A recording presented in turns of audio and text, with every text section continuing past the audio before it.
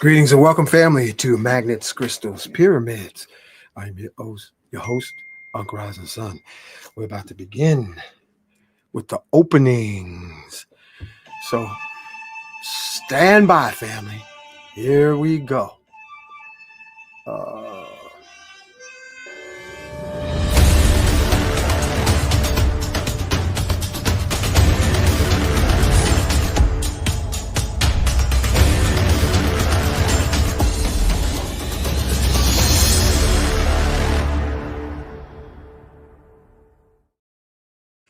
Bear with me.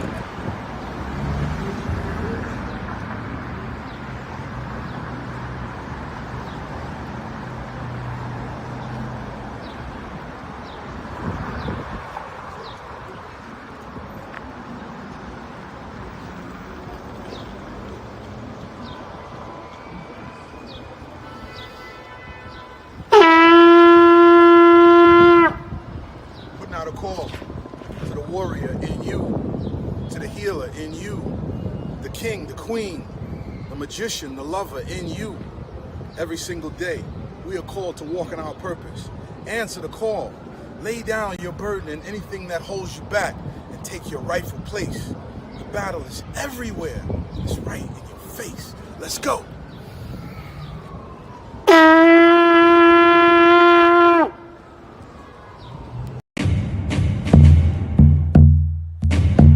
Welcome to Magnets, Crystals, and Pyramids.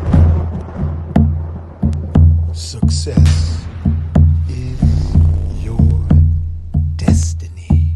Yes. Love, wisdom, power. Remember always who you are. Yes. Yes. I am love, wisdom, power. Yes. Yes. I am love, yes, power. Yes. I am yes. I am love, wisdom, power. Yes. Yes. I am love, wisdom, power. Master. Yes. I am. Yes. Love, wisdom, power. Yes. I am. Say yes to yourself.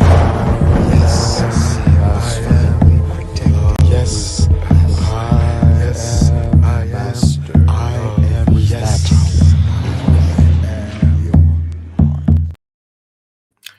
Okay, we're going to have a beautiful show tonight with our featured guest, Aseer Duke of Tiers, Islam family. To all my Christian brothers, praise the Lord. To all my Muslim brothers, assalamu alaikum. To all my Hindu brothers, Om Shanti. And let us do the invocation. We got Laji coming up. He looks like he's just getting in the co-pilot seat. Welcome back, Laji. Welcome back. Thank you, my brother. Yeah, we've had a great time this week, man, while you was doing transitional alchemy. Family, wherever you may be listening from, and if this is your first time on Magnets, Crystals, Pyramids, we welcome you.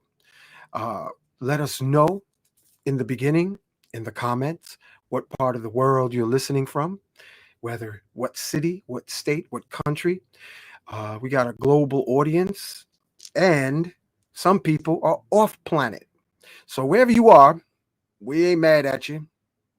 Share with us in the comments so we may have a quantum view of who is in the circle of attendance. We always start with invocation of I am. And as us Moorish brothers and sisters say, I am, I self, Lord, am, master. So in that, we say, I am in me, I am in Laji, I am in our featured guest tonight, Aseer Duke of Tiers. I am within you, the listening audience, now and in the future. We gather together today as energy that never can be created, never can be destroyed. We are gods and goddesses with amnesia. And this channel is dedicated to the activation of peeling away the onion skin of external worship So you, my brothers and sisters, are Allah. You, my brothers and sisters, are Olodumare. You, my brothers and sisters, are Jehovah, Yahweh, El Shaddai, Elohim, Buddha, Lady Buddha, Krishna, Lady Krishna, Heteru, Imhotep, Ptahotep, Akhenaten. So we thank and invite our brothers, and these are our brothers, ascended master brothers and sisters who remind us of who we are as gods incarnate in skin suits, not here to worship and feel belittled by glorious powers outside of my body. No, that's a miseducation of the planetary surface dwellers. We are the gods, the original gods of antiquity. As Psalms 82:6 say, ye are gods, children of the one most high. So we invite, thank and invite Yeshua. We thank and invite his wife, Yeshua's wife, Jesus' wife, Mary of Magdalene. We thank and invite Yeshua's mother, Black Madonna, Mother Mary, because today's Friday. Friday honors the feminine principle, also honored in Islam. The latest, Christ born in the Congo, Simeon Toko, Sheikh Amadou Bamba. These are ascended masters from Africa who walked on water, flew through air, bulletproof, hungry lion proof. Simeon Toko, they would chop his body up and he would reassemble over 20 times. He called an army of black bulletproof, muscle-bound angels to chase the Belgians out of the Congo while turning over their tanks, their artillery, and heavy machine guns. We thank and invite gatekeeper of Mount Shasta in Northern California into the hollow earth where you, me, Laji, and all listening audience would live 1,500 years. We thank and invite Archangel Michael. Archangel Michael, this is the Ethiopian artistic rendering of Archangel Michael, angel of protection. We thank and invite for the purpose of healing, protecting our family, friends, and loved ones. We thank and invite Nikolai Tesla. We thank and invite Sanat Kumara. We thank and invite Enoch, the Ethiopian who ascended into the heavens and became Metatron. We thank and invite the forces of nature within us. Ilegba, Oshun, Yemaya, Olokun, Oya, Shango, Ogun, Obatala, Ochosi. We thank and invite South African Zulu shaman, Credo Mutwa. We thank and invite Shroom Master, Dr. Sabi, Shroom Master, Kalindi Ayi, Shroom Master, Dr. George Washington Carver. We thank Geronimo, Osceola, Chief Seattle, Chief Crazy Horse, Chief Sitting Bull. We thank and invite Frederick Douglass, P.B. Randolph. We thank and invite all the mystic warriors, Marcus Mosiah Garvey, Prophet Noble Drew Ali, Honorable Elijah Muhammad, El Hajj Malik El Shabazz. We thank and invite White Buffalo Calf Woman, Quetzalcoatl. We thank and invite Tahuti, Rata. We thank all the gods and goddesses so that we may say, yeah, we can fly. Yeah, I'm God. Yes, I am. So no more inferior, obsolete, external worship, family. This channel is dedicated to you realizing, as Psalms 82:6 say, ye are God's children of the one most high. And Yahshua said, marvel not at the things I do, because you can do more, because I return to the Father. So he set loose you, me, we in the spirit of Ubuntu to fly through the air like Avengers, supernatural forces as our fingertips.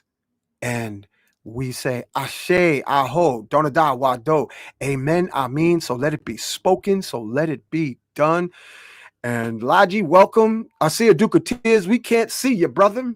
Not yet.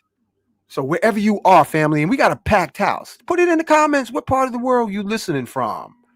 Put it in the comments. Like right here, we got North Carolina in the house. We got Kentucky. Don't just be wallflowers on the internet.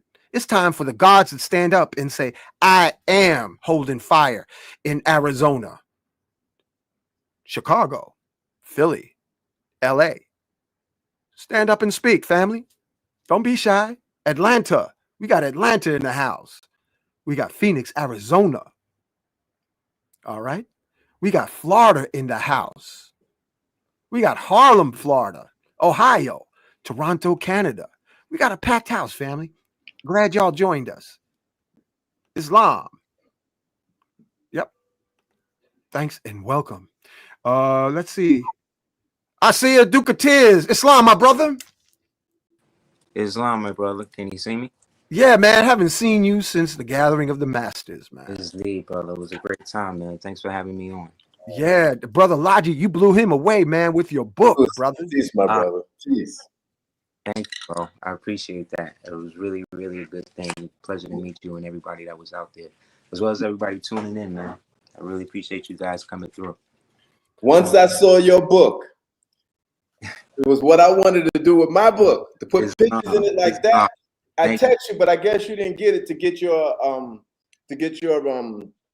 publisher. Publish. It's not, well, I published my I self-published, but I think you mean like the actual like book company, the printer. Right. Okay, now I definitely hit you back on that. But listen, family, you got to look at his book. It is a work of art. Y'all brothers are so supportive. I wish women would talk the way that y'all talk to. You are amazing. I'm gonna leave, but y'all brothers are so supportive and not jealous, envious. It's true love, and it's so beautiful. I just sometimes listen to how y'all build each other up and big each other up, and it is incredible. God bless y'all. Happy holy day. Have a great session. Thank you. Where'd that voice come from? Yeah. Wayne, you know, in the ethers, you know, they be she around. That was definitely a goddess who spoke. That's my wife, man. Oh, your wife? Yeah, goddess wife.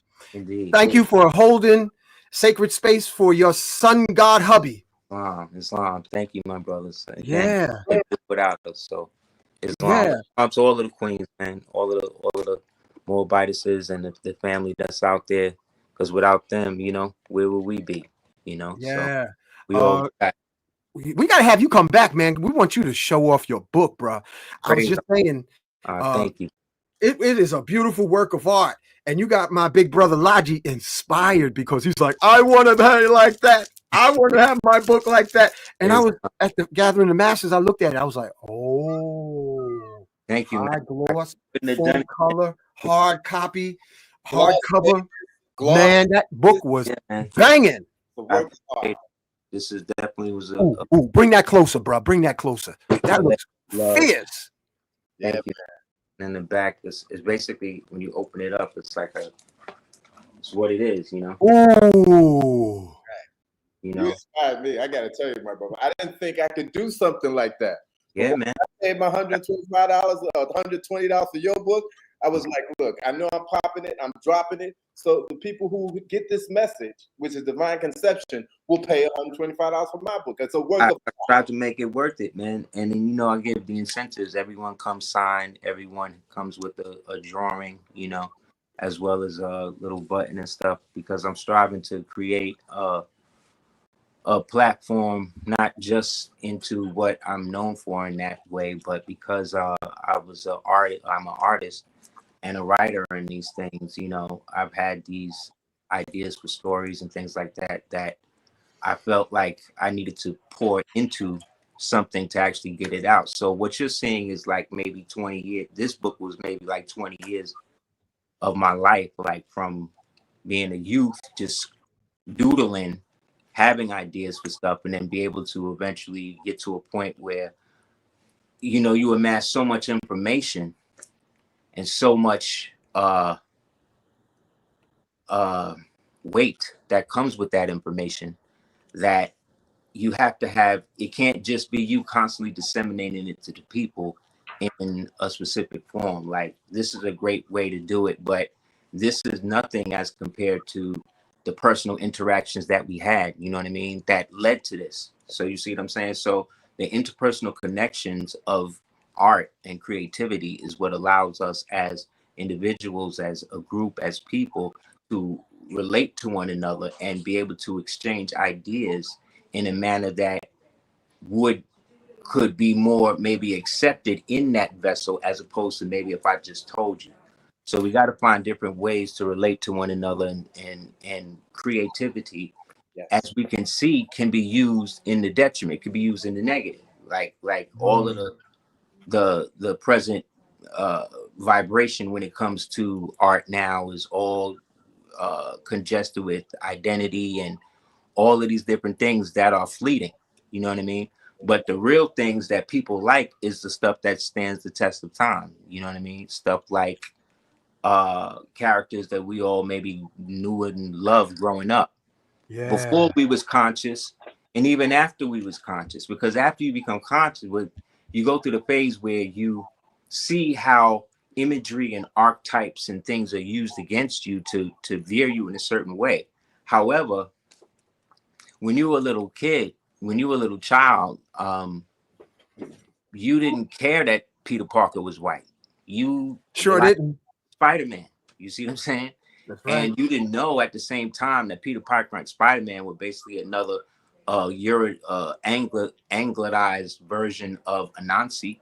You know what I'm saying? You didn't know that either. But you still assimilated the understanding that with great power comes great responsibility, and that you knew the difference between right and wrong. You see what I'm saying?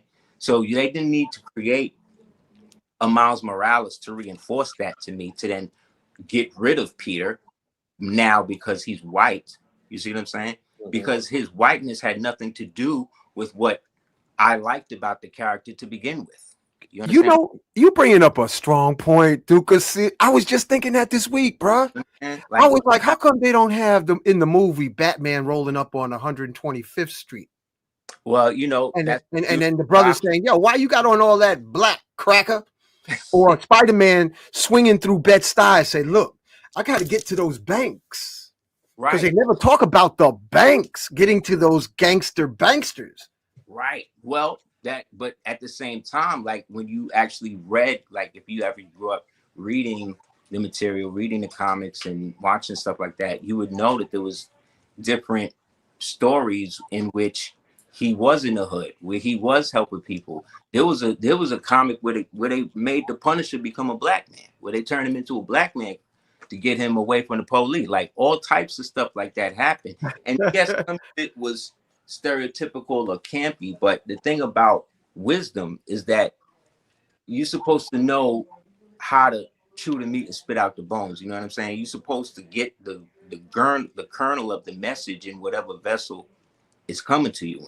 And we of the conscious era, just because now we have a greater understanding of what these archetypes and images and stuff like that, we've seen what it can do in a detriment. That doesn't negate that there was still something positive within that we all took, you know what I'm saying, as men, to then, whether we realize it or not, apply to that. Because one thing about modern mythology is that in all mythology, it's supposed to be a oral way of disseminating genetical information about the polarization between positive and negative forces. You know what I'm saying? Mm-hmm. So whether you're an individual who would be perceived as evil, right? That we would perceive as evil, to that individual in his or her own story, they believe that they're good. You know what I'm saying? Even when they're doing bad. Then this is why the villain is such an important aspect in the hero's journey, in the mythology of the hero's journey, because that transcends race, it transcends color, it transcends class. You know what I'm saying? We all know the story about the little boy who was picked on growing up, and his parents was a certain way, but then there was something that happened, and then find out that he actually was a part of this greater world. And now he has to find within himself all of the stuff to be able to circumvent that, and almost dies in the process, but then raises up from the ashes to then reach the highest height of society, then and help the people. That's what just happened with Trump. They just gave you the hero's journey from the bottom to the top. Now we can start at the bottom. Now we're here. They showed you this through this ritual, through this theater that they've created, you see what I'm saying, to the point to re-galvanize people in the idea of nationalism. You see what I'm saying? Which in itself is not a negative thing. It's just that when you're constantly applying a social construct, a mind control psyop based upon the need to perpetuate admiralty law through colorable law, you see, this is why you have to constantly be inundated with the same old story about how you. That's why we're beyond certain things now. Like we shouldn't have to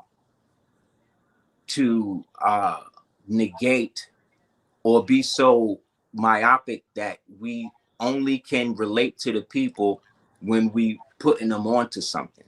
Like the people have shown that the more you try to rebrand something that they already know is what it is, they not gonna mess with it. Look what happened to Disney. They've lost 50% of their stock, 56% of their stock. You understand what that means? They're hemorrhaging money. You understand? That means no matter how much money Deadpool and Wolverine made, don't matter. It's not, it pales in comparison. And this was by their own doing, because they wanted to participate in social engineering by using archetypical heroes and then altering the hero's journey that we've all been given up until 2016. We've all accepted that there's good guys and bad guys. Now, because you got a bunch of bad guys in control of media, in control of comic books, in control of movies, they don't know how to write good guys. So they got to make everybody seem a little bad. You see what I'm saying? So instead of raising people up, you're trying to bring people down to the level you at, and then preach to them that they need to stay here so your ideals can move up, but there's no creativity in those ideals. Brother, you hitting on something heavy, because you taking me back to childhood when I was around 7 years old and my parents were living in the projects. Mm-hmm. And I remember it's almost like an innate urge to put a towel on our necks. Yeah. Little boys in the community, we all put our little towels on, because Yeah. even at that age, we knew we was heroes. Capes. We knew we were super. And this is before all this electronic stuff. We knew innately, we knew that we were supernatural beings, and we wanted to glorify, even if it was an old dirty towel, we put it on our neck and stretch our arms out and fly. This is a priesthood, brother Aseer, that you're providing, man. Rap on, brother. Right.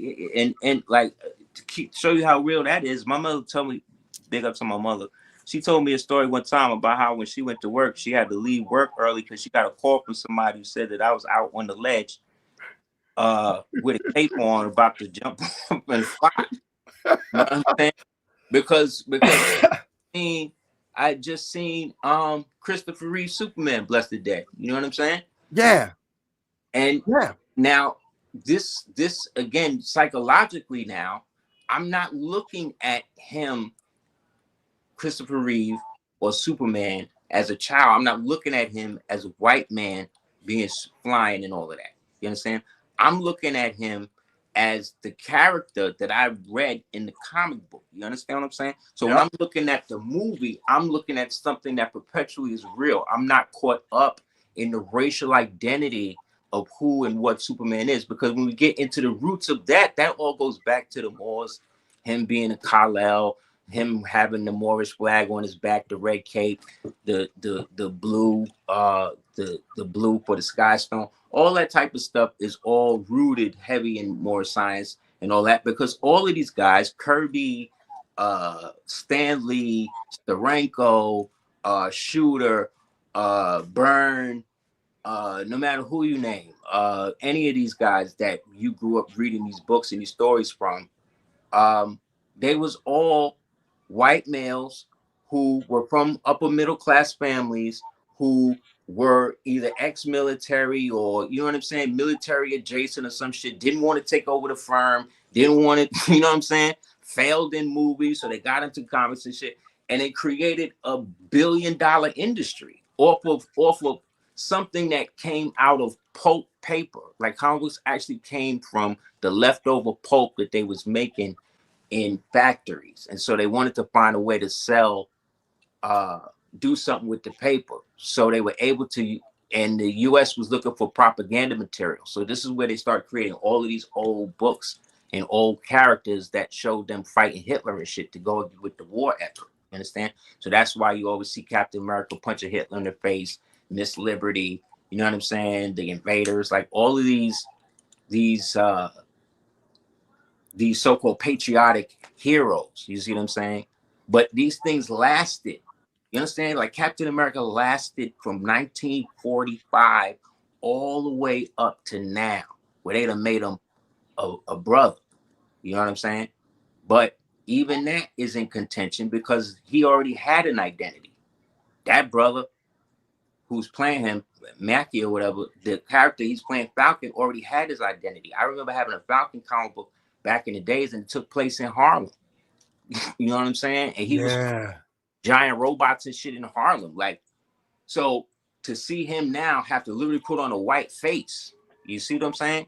This is when the racism thing comes in, because even though they made a hero's journey as to how he becomes that, in order for him to become that, he had to give up his own identity. So that's like Heru giving up his identity because he's being Falcon, right? And then him deciding to become Set. I said we got to do another show because this, what you're providing, man, is so crucial because we feel it in our DNA, my brother. Islam. I had a younger brother, my brother Lenny. My brother Lenny used to love comic books. Mm-hmm. And then he said to my dad, "Daddy, I'm God." And my dad didn't know how to deal with it. He said, "You're not God," with his broken Negro miseducation.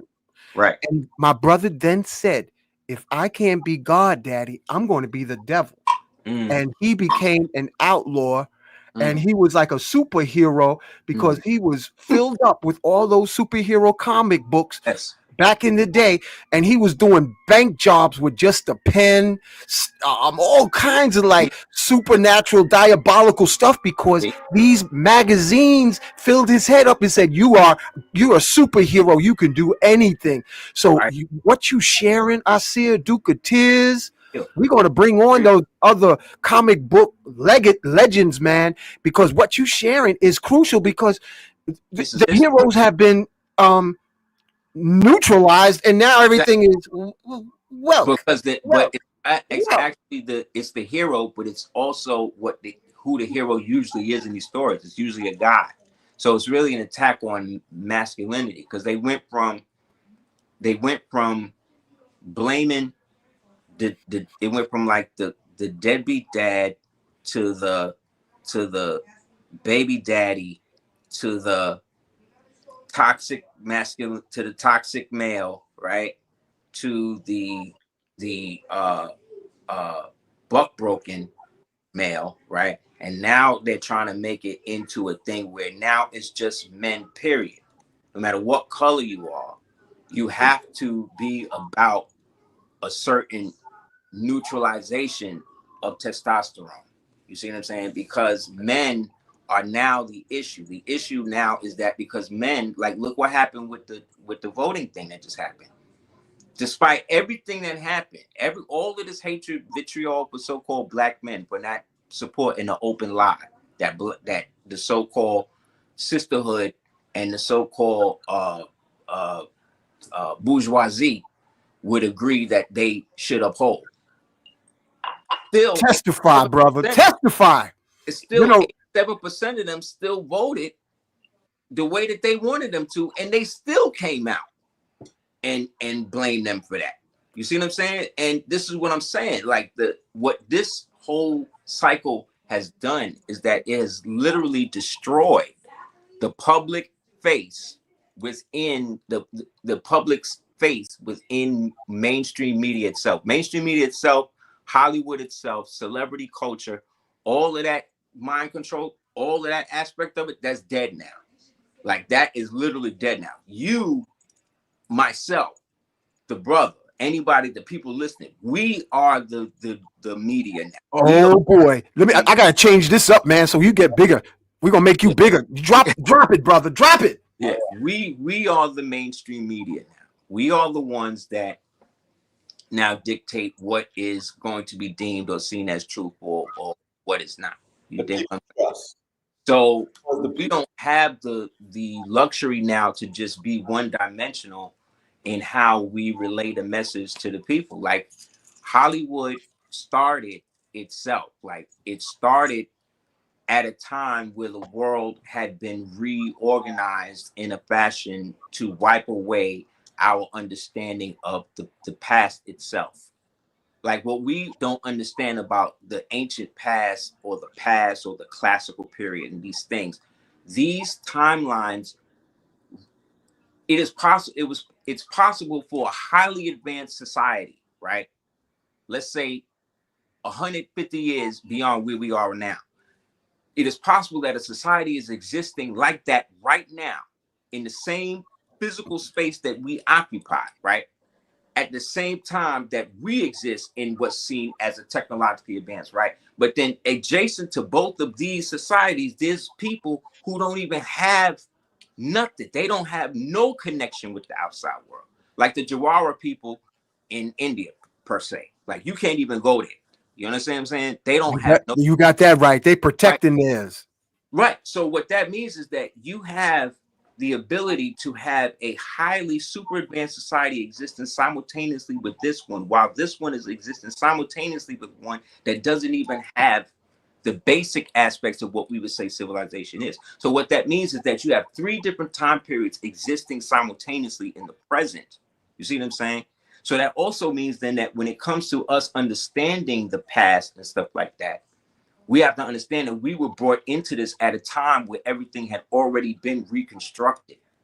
You understand what I'm saying? So when we are getting nuggets of history or science or whatever it is from what we perceive as the mainstream media, we're getting the sanitized version of what was agreed upon by those people who inherited the idea, who created these things called ISIS theaters. Right? Where it was ran usually by free people who are part of that Freemason stuff. You understand? And these were the keepers. These are the gatekeepers now who are now there to reinforce what the new history, what the new society, what the new reconstructed understanding of the world was going to be from this point on. Okay. And so to help them do that, they would usually put the theaters kind of outside wherever there was a lodge at. And these theaters were all over the entire country at one point, where they took over the barbarian style, Tartarian style buildings that was already abandoned because we had been kicked out or whatever, right? And then they repurposed them to be these magic, what they call movie palaces. And these movie palaces were dedicated to ISIS. And it was usually initiated by whoever was the grand wizard or grand master of whatever the lodge was in that area. Okay. Apollo Theater. Yes, the Apollyon, right? You know, Apollyon is one of the 7 princes of hell. So they're showing you that, okay, the lodge is here, the movie theater is here, the people are all here.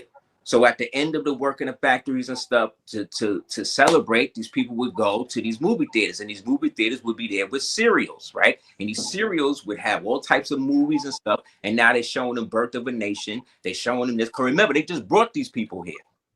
So these people don't really know what's going on. They're just working here, and now they're starting to understand the world from the perspective of what's being spit to them through ISIS, or the so-called ISIS theater, right? Which is dedicated to Isis, who is what? The goddess of what? Illusion, right? Who is also Maya, right? Over here in America. She's also the goddess, again, of illusion, because Maya means illusion. Maya also means river.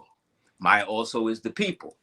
Those Mayan people are also the same people who used to live in these giant palaces that have repurposed for this, and now they've been kicked out, and now they've been put under the Reconstruction era, where now they are Negroes.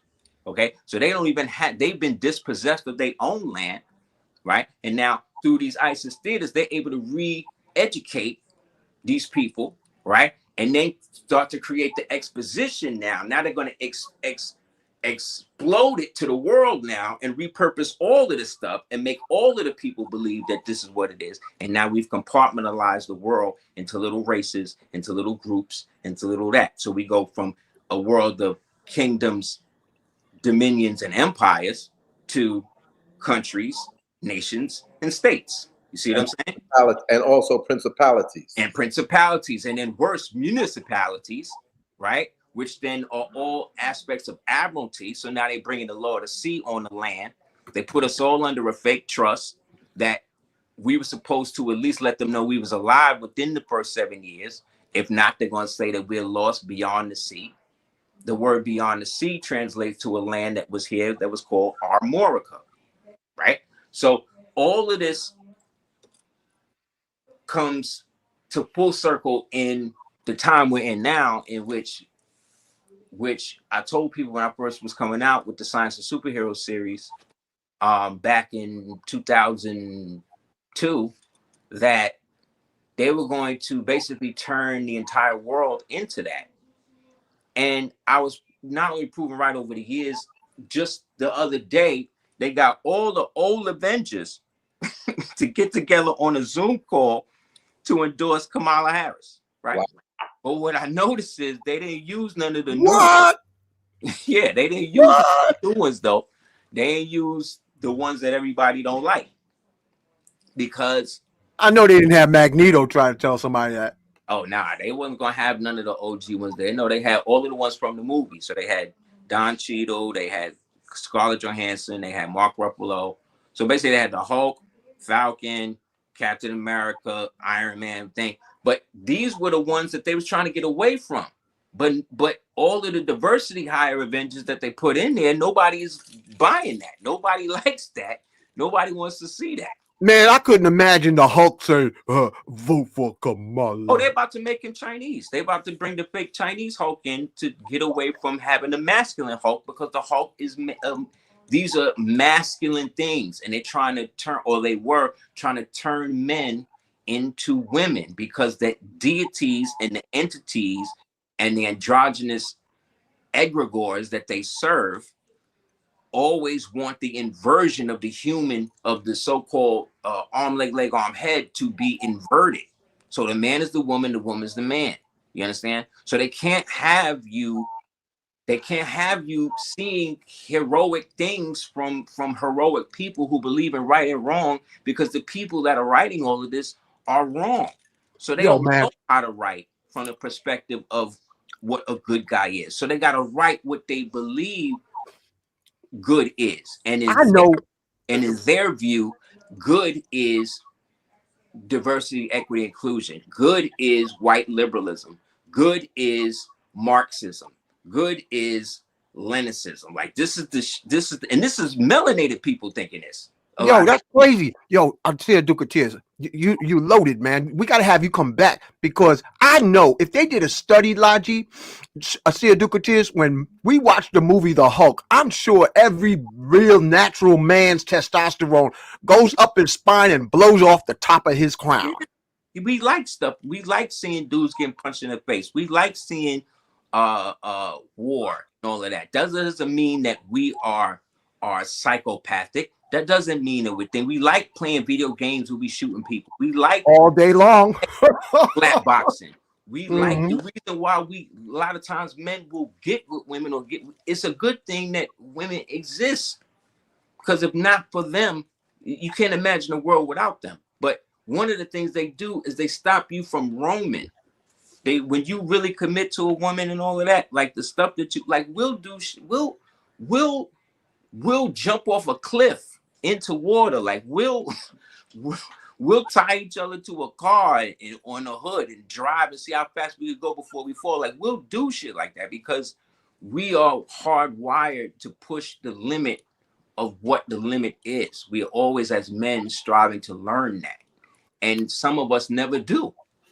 But with a family, a female, what that does is it gives you the responsibility, it gives you the purpose, it gives you the drive, it gives you the reason to do the things you do, whether good or bad. Because whether it's bad or good, once the dude is confronted, what are he gonna say? Well, I had to do what I had to do for what? My family. You see what I'm saying?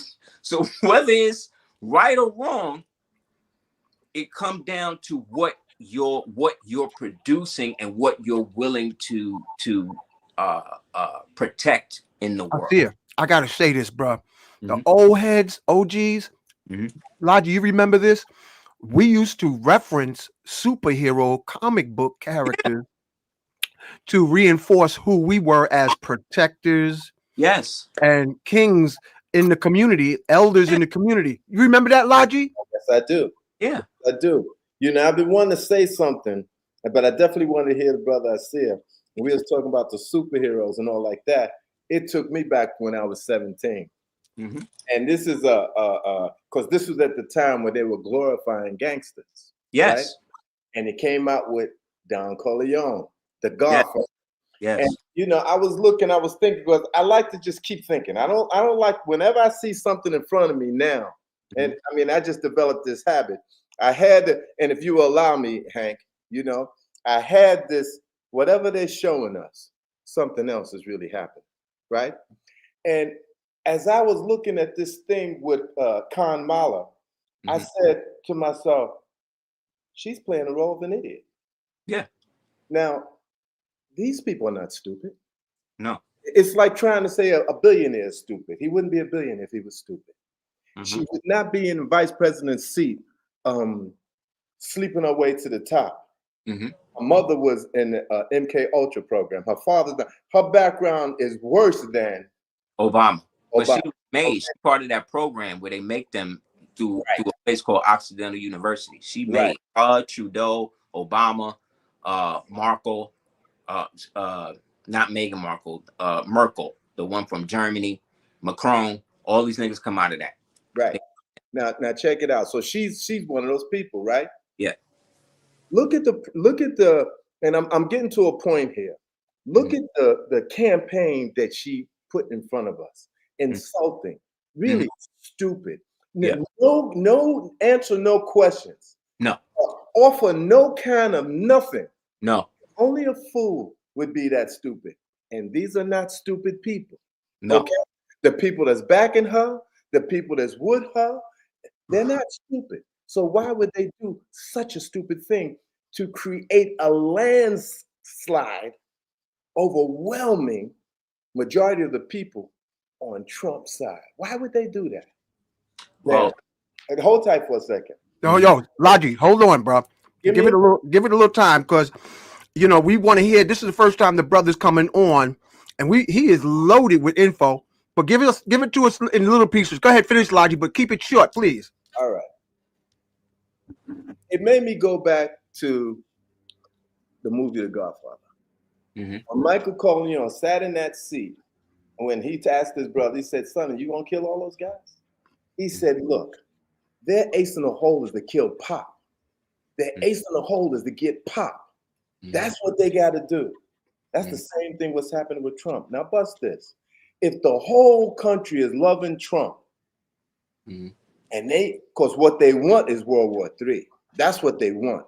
If the whole country is loving Trump and they take him out, everybody will be behind what they really wanted in the first place. Right. Right. This is what we're looking at. Yeah, but what are you going to do as a remedy in your I am affirmations? Because we all know about the dark side and the gloom and doom. Yeah. And just real quick, Botanical Bro, this is conversation. This is not a dictation. Just want you to know that, bro. We having conversation because Aseer can talk. This is being recorded, and you're on however your time is. Aseer Duke Of Tiers. We appreciate it because this is testosterone kicking it back and forth, and we don't get enough of this. You done stirred me up. I'm eating my raw nuts now. I'm getting ready to go get another cup of tea. You know, you starting up a testosterone fire up in here, and most of the audience on this channel are brothers, are men. Yeah. Because and you know, they don't want, like I said, they don't want that. It's about getting rid of men, because men are the ones that say no to everything. We're Saturn, you understand? So we say no. So your mother say yes, you know what I mean? Or at least not right now. But the dad is usually the one to say no. The dad is the one that gives the limitations. The dad is the one that says this is how it's supposed to go. The dad reinforces what the mother wants to do. You understand? Because she's the one who bore the life, you dig? But there'd be no pregnancy if he didn't put the baby in there. So the pregnancy don't exist until he make it exist, whether he realize it or not. Which means, again, that until you can provide to me the parthenogenesis female that's creating all of these people without themselves. And even if you did, that would mean that those people are not the same people as me and you, because we come from a sperm and an egg, not an egg. You understand what I'm saying? 1 and 2 make 3, as they say. So because they want to get rid of men, they want to replace them with all of these artificial things to create the divide between the male and the female. It just so happens that it's focused on the melanated male and female because they are the biggest threat when it comes to the unification of the world itself. You understand what I'm saying? Like, what they don't care about black males until they need something from them, you know. And even when they get it and the black males give them what they want, so as so-called black males get what they want, they still beefing at them like they didn't come out at 87% to help support their effort. You know what I mean? Which then breaks down to what we was raised up in the hood to know, that there's the 85%, which is all the ones that voted for her, the 10%, which is all of the Magic Johnson, the Boule broke Negroes that came out and stepped and fetched it for her and all of that. And then there were those of us who's the 5%, but then within that, there's a little 5%. So within that 5%, there's a 2.5%. You see what I'm saying? That's actually not only awake, but aware. And within that, there may be a 1.1% that's actually awake, aware, and ready to actually create action about it. And so if we diversify how we approach our situations from a real objective standpoint, we're at the best position that we could be in right now. So because we're not beholden to anyone, and everybody owe us, especially the man in charge, of their system, because he's still the president of Washington, D.C. and all that. What he's trying to do is bridge that back into the constitutional republic, which is beneficial for me. You know what I'm saying? So I ain't got to be a card-carrying member of this person, but I can see if this person's deeds are going to benefit me or not. And so far, all they have done is benefit, whereas the opposite did the opposite. But they want to be on some don't believe your lying eyes when it comes to what they want you to participate in. And it's also because we are not aware of the true power dynamic that's going on. And that is that we have, not we, well, I say people that look like us have been inundated for the past 250 years to believe that lighter is better, right? So on a instinctive level, that means that so long as there's a white face on it, you could get away with whatever you want, right? So we saw in the movie The Banker, in order for the original men to set up the bank, what they had to do, they had to get the white boy, right, to act as the decoy, who act like he owned the company and all that, who was an actor, right, to go out there, open the banks, get the money, and they use that money to help their own people, right? That's the same thing we saw in Django, right? Stephen was the one writing the checks. Stephen owned the plantation. Stephen knew where the brandy was at. You understand what I'm saying? But when he was around the people that looked like him, he acted like he what they call country dumb, right? He act like he don't know what's really going on. Like, brother, you know, in this what you just shared, and I got to say this because it's coming up. A lot of Nigerian brothers put Europeans in their front for that same reason. The Africans, Africans be ruthless, man, and establishing their network, and they don't mind putting a token, European on the front as like a pawn. So what you saying is factual. This is when they talk about the Europeans came over, and the Europeans they talking about was melanated people. That's James and them, all them people was melanated, and all of them, Frederick, Otto, Edith, who else they be talking about? Philip, Louis, Saint-Marie, the Marquis de Bourguignon, like all of them was melanated people. They didn't get to be looking like Queen Elizabeth and them until the late 18th, 19th century. That's what they fought World War I, World War II about. Wiped them out, and then the ones that was left was lighter skinned, amalgamated like Jacob Astor, right? They just call him the Mole. He had more money than all of them, because he could trace his family all the way back to the siege of Grenada. You understand? He got so much money. His descendant was going. they they try to get one of his white descendants to leave the money to the dog. So because they needed to set up the Federal Reserve, they had to get rid of him.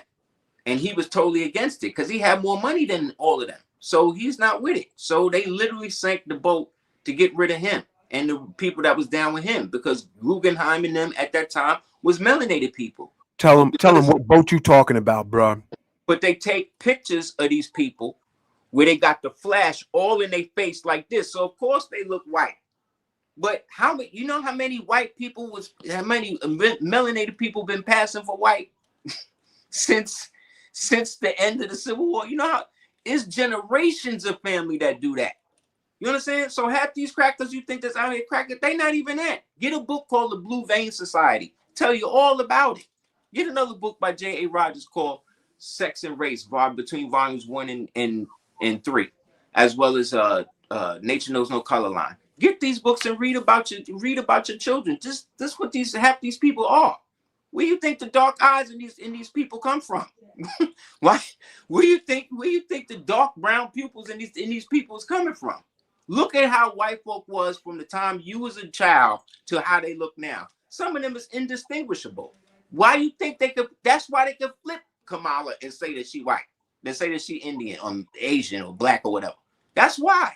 Because they done mixed the genetics to such a degree that people believe that that white women can give birth to niggas that look like Khalid Muhammad and shit like that. Like that's what they, you know what I'm saying? That's what they think when they don't understand that all of this, what we perceive as race, is not even that. Half of these people is amalgamated. They've been amalgamating back into us since we fell. And they used our ignorance of who and what we really are to be able to do that. Why you think billionaires? I just watched a billionaire on YouTube offering these 3 brain dead black women $1 million a piece so he could get pieces of their genetic. He said, because we need it. This is a billionaire. Aseer, do you remember? He ain't going to Beyonce for it. He talking to 3 chicks that he looked like he just got off the street. Do you remember that comic book series that showed that brothers, when they were astronauts, they wouldn't lose no bone matter? It might have been before your time. You remember that? Yeah. Lodge, you remember that? I Yeah. think I got one of the movie. But yeah, I remember a couple of joints like that. And the New York Post actually had an article that said that black astronauts only lost a small percentage of bone matter in space, and black women would lose none. Yeah. Because we are from here and not at the same time, but we have the genetic material to trace us back to so long ago that you can't really do that. So what they want to say is that we were the way we look now, or the reason why you look the way you look now, is because some white man 100 years ago raped some black woman, and we all came out of that, and we just the colors of wheat. Like look at the strata of how wheat look. Like that's how the human bouquet is.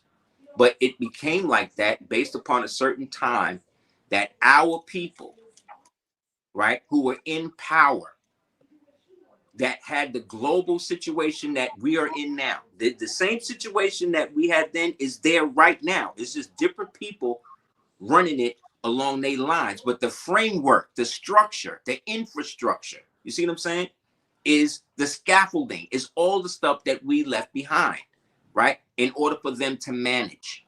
But that happened because a certain portion of us made deals with infernal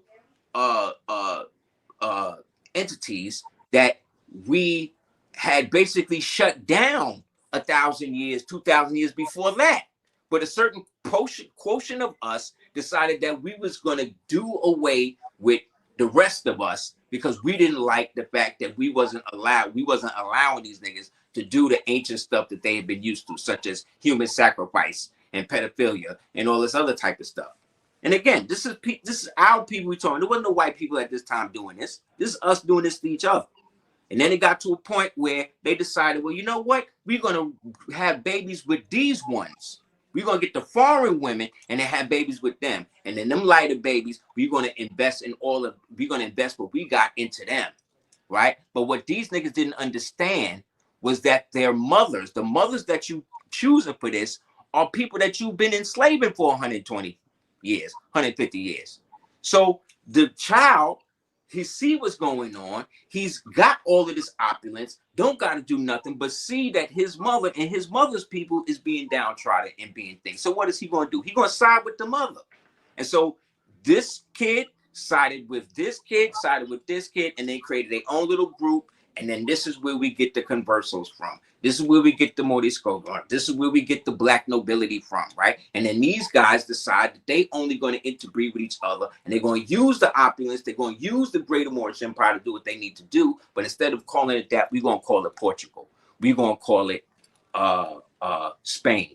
We're going to call it this. But all of these niggas was Romans. There is no Europe at the time I'm talking. All of that, all of these are old black Romans that reinvested themselves as Italians or Spaniards or Portuguese or whatever the hell. And then they decided that they were going to use their little decoy people to be able to move into our neighborhoods, gentrify the whole shit, put them in there, give them a fake history, and then make the people who used to live there the enemies of those new people.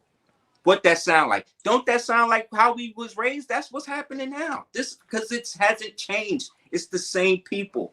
Everybody looking at Rothschild, but nobody looking at the Farnese.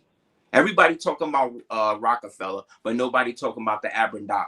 You see what I'm saying? Because they got it to the point where people think that Jay-Z run the Illuminati. Like, this is the level of the game that they reduced the people to, where we really believe that these puppets have any control in anything that they really doing. They don't.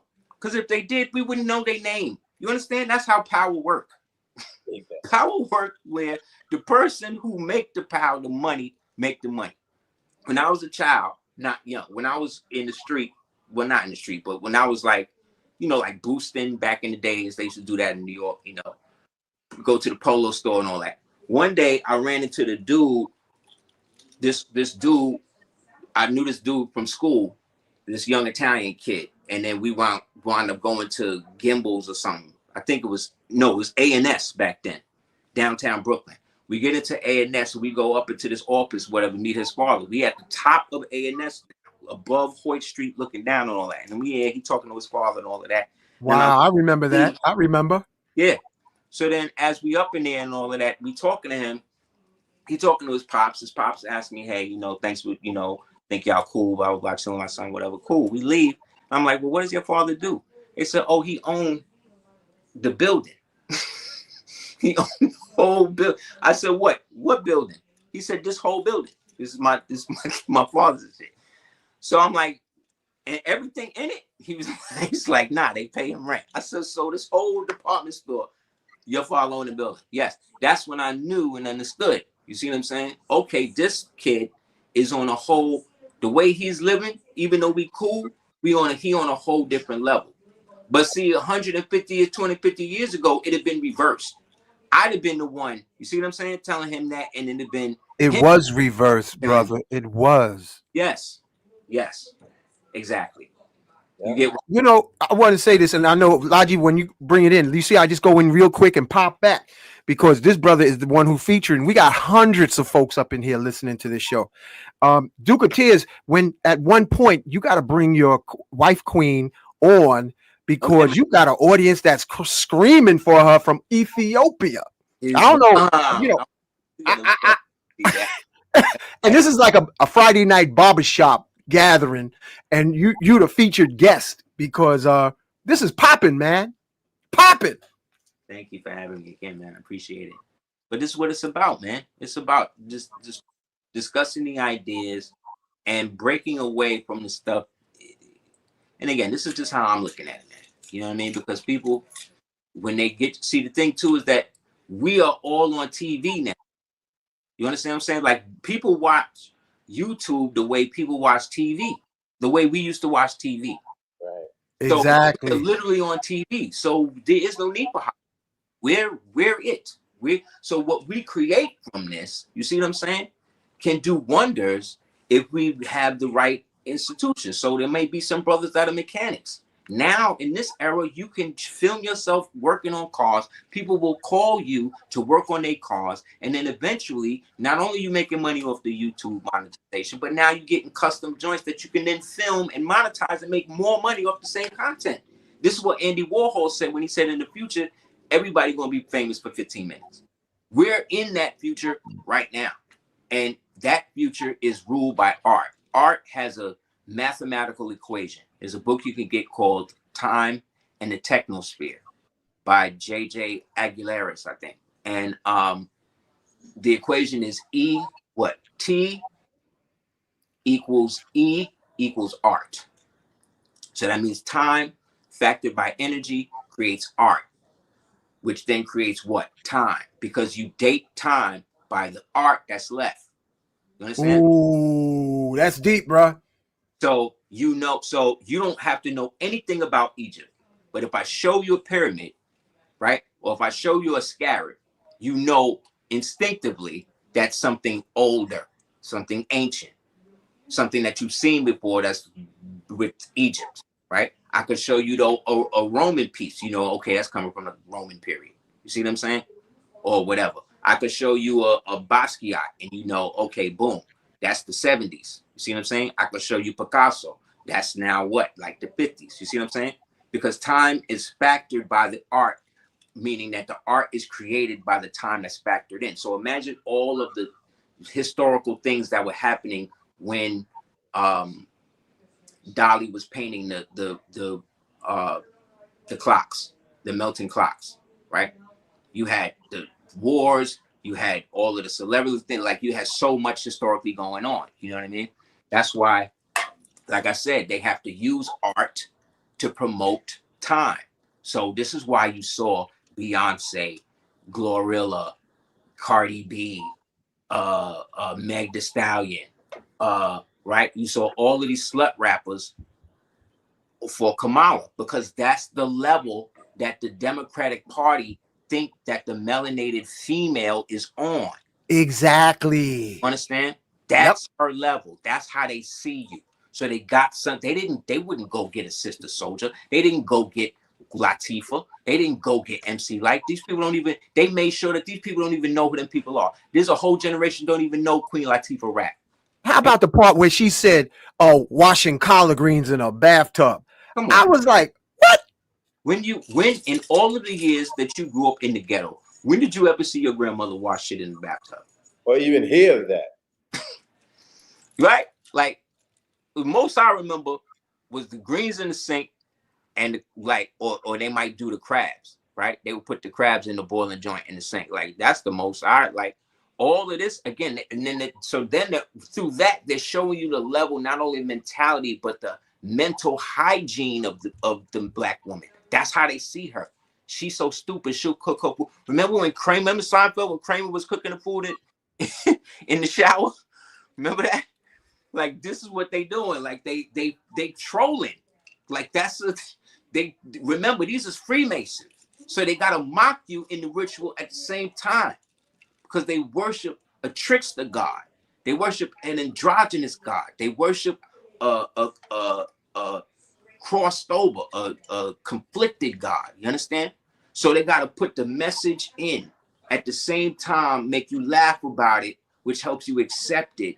And then when you find out later, you bear the burden of how you feel of not knowing. But if you just accept that everything they say is the lie, once you see the truth out of it, you see the truth that much better in. You see? Because they even brought Obama. They even brought Michelle in there. They even brought this nigga in there. And all trying to shame original men. Right? But in the end, they still came through for them, and you still got melanated women on the internet calling for their heads and all of that, for a person this person was so petty that once she found out she lost, she left all of them young black women. Sure did. Our joint hanging. I saw a picture left them all night. A black girl face, a little black girl too. She looked like she was gonna cry. Yep. I was like, and y'all support this. You will support this type of shit on spite. She left them out there worse than Hillary. Worse than Hillary. They sick, yo. They sick. She had her waiting for 6 hours. Supported her was the Divine Nine, the Boule, the Gay Mafia, the Marxists, the Muslim extremists, and the corporate and the globalists. That was really it. None of the regular people would support that, and they knew it. And it was too big to rig. So they're both puppets in the same situation. Yet this puppet knows its strings. So I'm cool with the sentient puppet doing what it needs to do, because you got to go with the extremes of how it was relayed to you, right? So if you can men look for patterns. People remember. They thought they mind controlled people to the point that they forgot that gas was like $1.72. Like, you understand? Like, they thought they dumbed the people down so much through the TDS syndrome that they was going to be able to push this puppet through. And now they're done. They're done. You understand? It's a wrap. Mainstream media is over.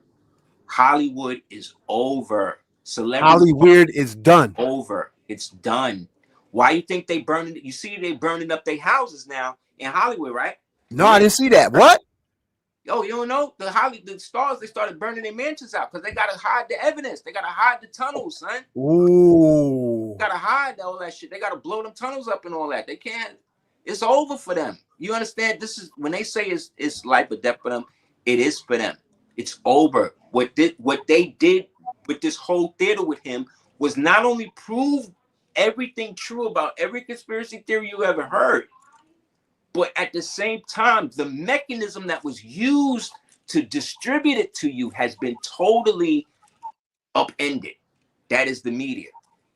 So nobody believes them about anything anymore. You understand? It's over. They don't even run Twitter no more. They got Dr. Frankenstein running that shit now. And this nigga's about to have his own governmental agency called the Department of Government Efficiency. He is talking about stripping away 65% of the government. You understand what that means? Draining the Wow. There's 109 when the United States of America in the Republic was actually established, there was only like maybe 4 or 5 offices. Right now, there's 199 offices, right? That 109, which means that the 200th one, that's the secret one. That's the ultra secret one. That's the secret government, okay? So these agencies all represent one of the fallen angels. Because remember, they said 200 fell at Mount Hermon, right? Remember? And remember, they have linked themselves to these stories and these mythologies, whether we understand it or not. This is their religion. Their religion is the ritual of enacting mythology to create false reality. That's what they do. Okay. So they have established this now as a way of bringing things into this reality. So each agency, each one of those 199 with the 200 being secret, each one of those are all assigned one of these fallen ones and stuff. And they all meet at a place called Turkmenistan. And I forget the name of the city. It's an all white city, and it's basically nobody there. And they got all of these high intensity energy buildings and stuff. You can look it up. And this is where they all go at certain times to do that. You can all the cars are white. Wow.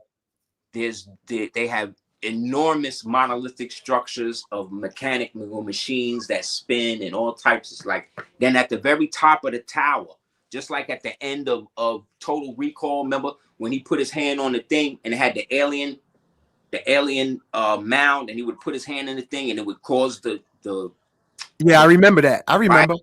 They got one of them there with the same ball hand with the thing that you put your hand in, and it's a hand like this. The 2 fingers is 1 finger. Like it's some alien shit. So this is real. Like, this is why you don't hear about Turkmenistan in the news. This is why, because this is where these people meet. So it's pretty much over for them. they run the global government, but the global government is now kind of on the run now because your boy is now taking the thing. So, you know, it's pretty much open season on everything and everybody that contributed to that from now to then. Yeah. This is fascinating. Laji, what did you want to share with us? We shared another time. I want to hear what the brother got to say. All right. Aseer, send me in your private chat, you know, all your contact information so I could put it like a ticker tape at the bottom of the screen. Or should I use what you sent me already? Yeah, that's okay. All right. I'm going to do that right now. So I'm gonna mute out. Thank you. Yeah, that's essentially what's going on, guys. Like they've created their own worst enemy for themselves, and they have reached the point where they're committed. See, one of the other things that they didn't like about this dude that they're not going to tell you is that when he was running this situation, he didn't use CIA as a direct agency, as the main line of intelligence for him. He hired his own intelligence agency. He had a private intelligence firm, private security, private, all of that. You saying Trump? Yeah. Yeah. Yeah. And then you know what that did? That reduced the budget. That reduced the deficit that the CIA had done by $150 billion. He saved the so-called taxpayer $150 billion just by outsourcing. That's just what Kennedy started to do. Exactly. And you see what happened with him, right? So you see why I tried to slap this nigga twice. And they just arrested somebody today on some murder for hire shit. One of the assassins is on the run. Right. And from Iran. Yeah. Allegedly. Allegedly, right. You know what I'm saying? Allegedly. But when they say Iran, what they really talking about is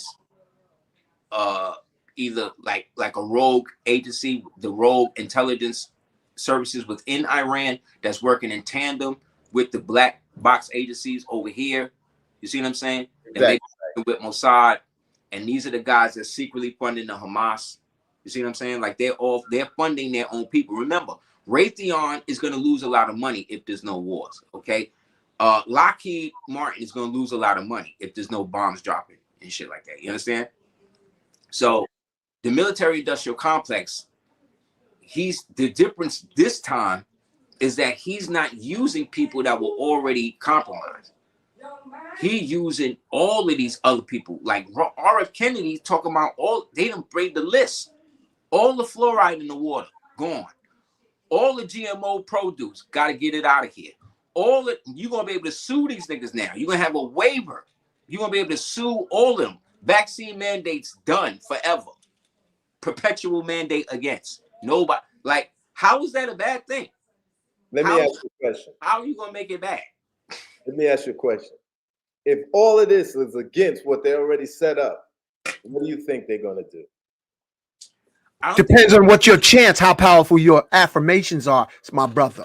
Because you got to update your sorcery if you're going to be playing a victim, or you're going to be a champion or a superhero. I mean, they're going to do what they always do. Why would you make that statement to me, knowing what I do?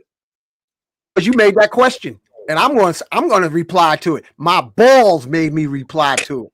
Well, my actions have already done that, and you know that. Oh, okay. You hear? You see what's happening, Aseer family? Your presence, bro, is stirring up our testosterone like a mofo. You know, there was a time, just like they tell us in the Bible, there was only men here. Yeah. Yeah. And with that same testosterone that you talked about, we fought the gods. Yeah. And sometimes we would win because we were just crazy as shit. Yeah. What did they do? We would walk. That's what I'm saying. The women in the universe to come here and pull us down. Yes. Yes. To help us maintain creation. Like it became lonely. Like we literally have dominion over it all. From before there was a moon, from before there was a sun, from before there was a star. If you believe in an internal understanding of that creator or creatrix, we existed within that thought. We might be in that thought right now. We don't know. The point is, there's never been a time, as it says in the Circle 7, never was a time when man was not Because ever there was a time that meant the time would begin, and surely there was a time the time would end.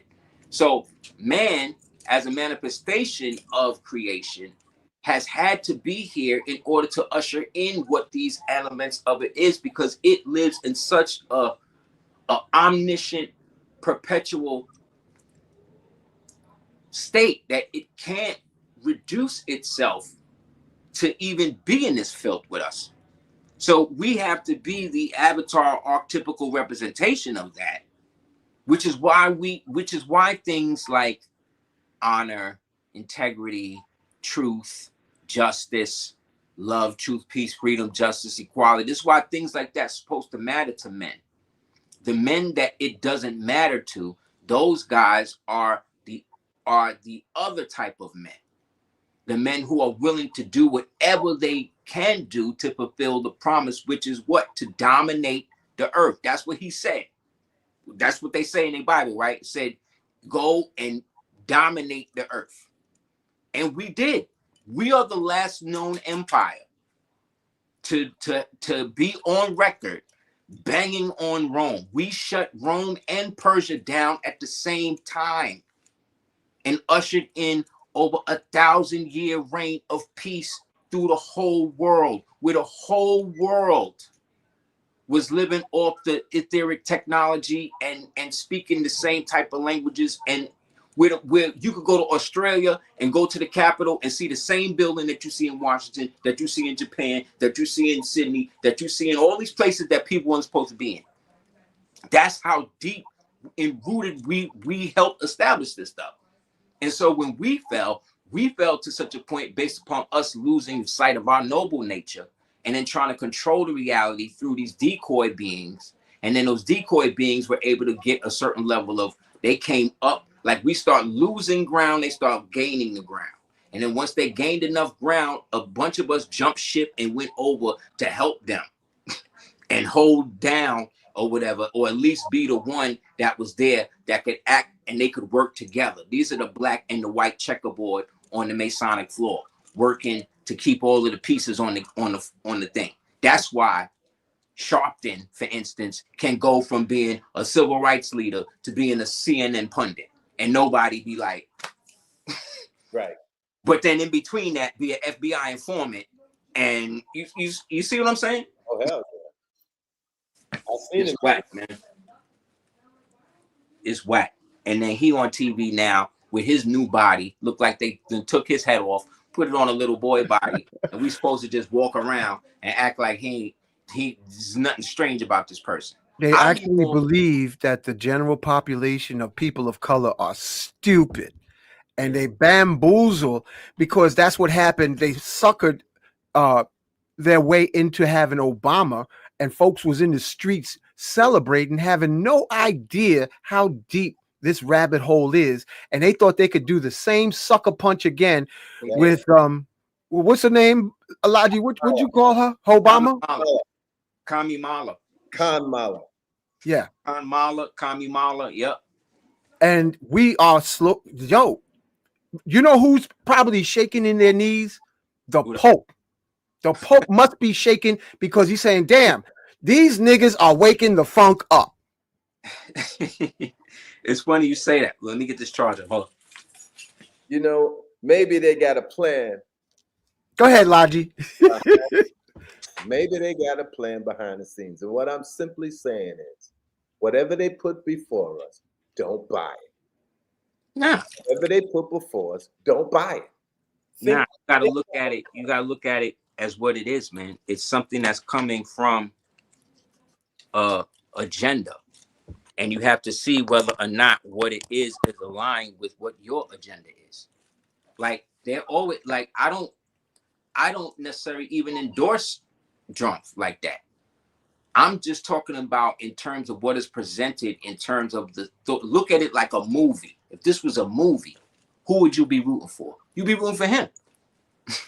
Because you know that she's a walking sock puppet for whatever agenda is walking through her. You understand? You sound like Phil Valentine, bro. Yeah. He said, paraphrasing the same thing. Really? Like, don't believe the hype, right, Logi? Right. Yeah. Like, you know, it's you know, and one thing about him, like I said, man, like again, I'm whatever. I grew up in New York when he was in New York, when it was Trump York. You understand? Right. And I always saw him around melanated people getting them money. Yep. Whether it was Tyson, whether it was Puffy, whoever, he always seemed to be around somebody getting money. That's all I know. So yeah, the Central Park shit was crazy, but I remember watching those videos and them niggas, the nigga admitted to it. Right. He admitted to it. He said, nah, this was my first rape, so I didn't really feel like. I was like, what? That was a Central American dude, right? A Latino. Nah, this I'm talking about the Central Park Five. I'm talking about back in the days when but the one who fessed up was a what was he, Guatemala, Mexican or something like that? Most of them was like West Indian and shit. Like they wasn't even, you know what I mean, like first generation or whatever. But they was, all I'm saying is I remember when that whole thing happened. Like I grew up in the climate of when that happened as a young man, the age of those guys that were accused of that. I remember becoming aware of police and the black and the white thing around that time. You understand? Prior to that, I didn't even see race like that. I've been around white people at my mother's job and shit like that, but it wasn't, you understand? Racism wasn't real to me at that point because I'm a child. Right. So by the time I become conscious of it like that, again, I'm seeing him in it. And this whole thing goes down. They say, oh, well, Trump put this thing in the paper condemning them, calling them for that. Yeah, because he thought they did it. Not only that, I watched the video. He said, this was my first rape, so I ain't really know.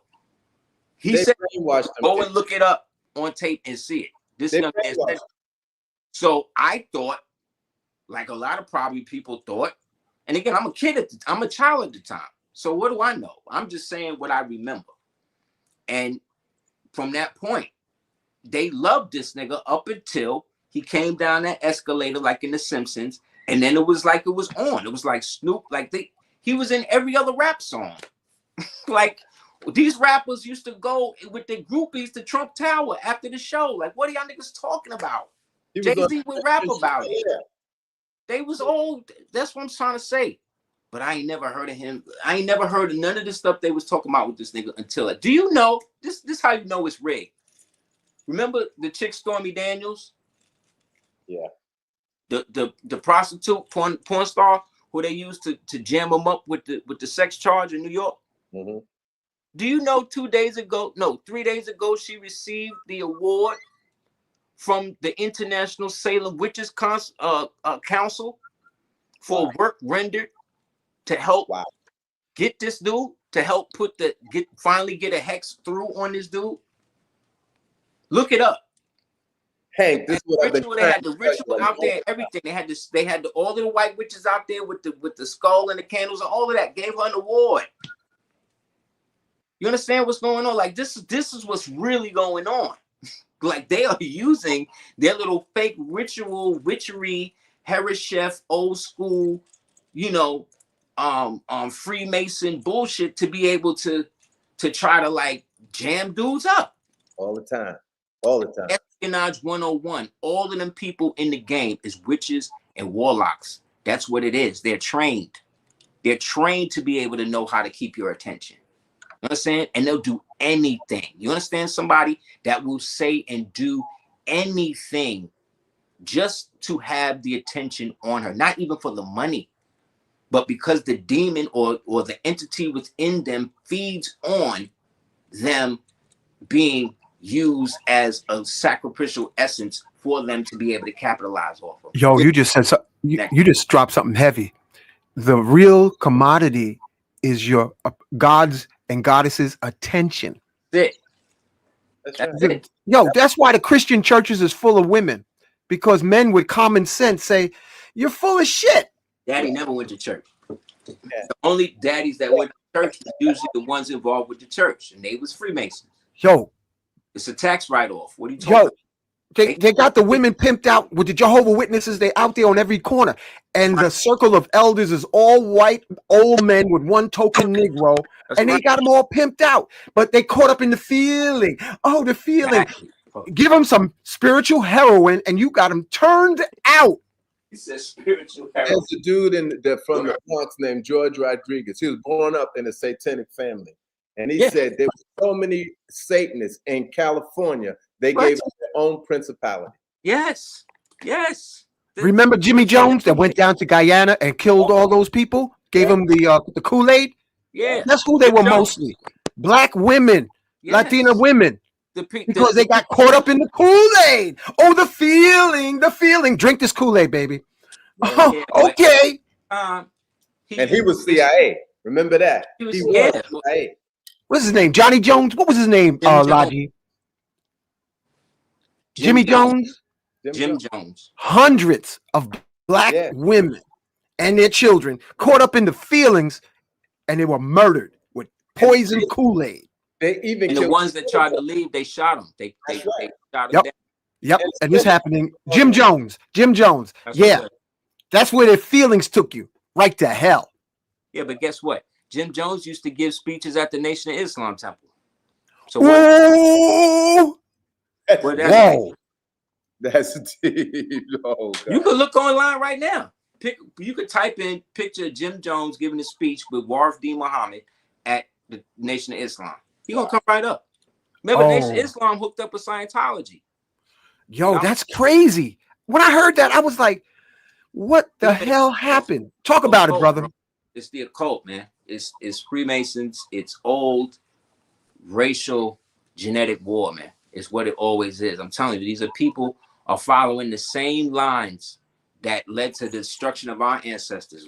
And now they live in the same fate because they ain't learned. And our people, well, not our people, the listeners and all that, not y'all, but I would say, however, the masses who are 85% still voting for this person, it's a good thing that these sober-minded white people decided to vote the way they did. Because y'all would really inflict that tyranny on us, because it wouldn't be her. It wouldn't be Kamala running the government. Who was running the government when Biden was crazy? It definitely wasn't her. So where did the cocaine and the weed in the White House go? Whose cocaine was that? Who said it was okay to film the gay porn in the White House? Who said that was okay? Who said that any of this was something that should be happening? Nope, we'll never know, because that's not important. We just need somebody that looked like us in the office. This is the level that the mind massaged, brainwashed female. That's why they don't want the men there, because the man is going to say no. This person is naming you. This person is lying to you. And sisters, you don't know what you're talking about.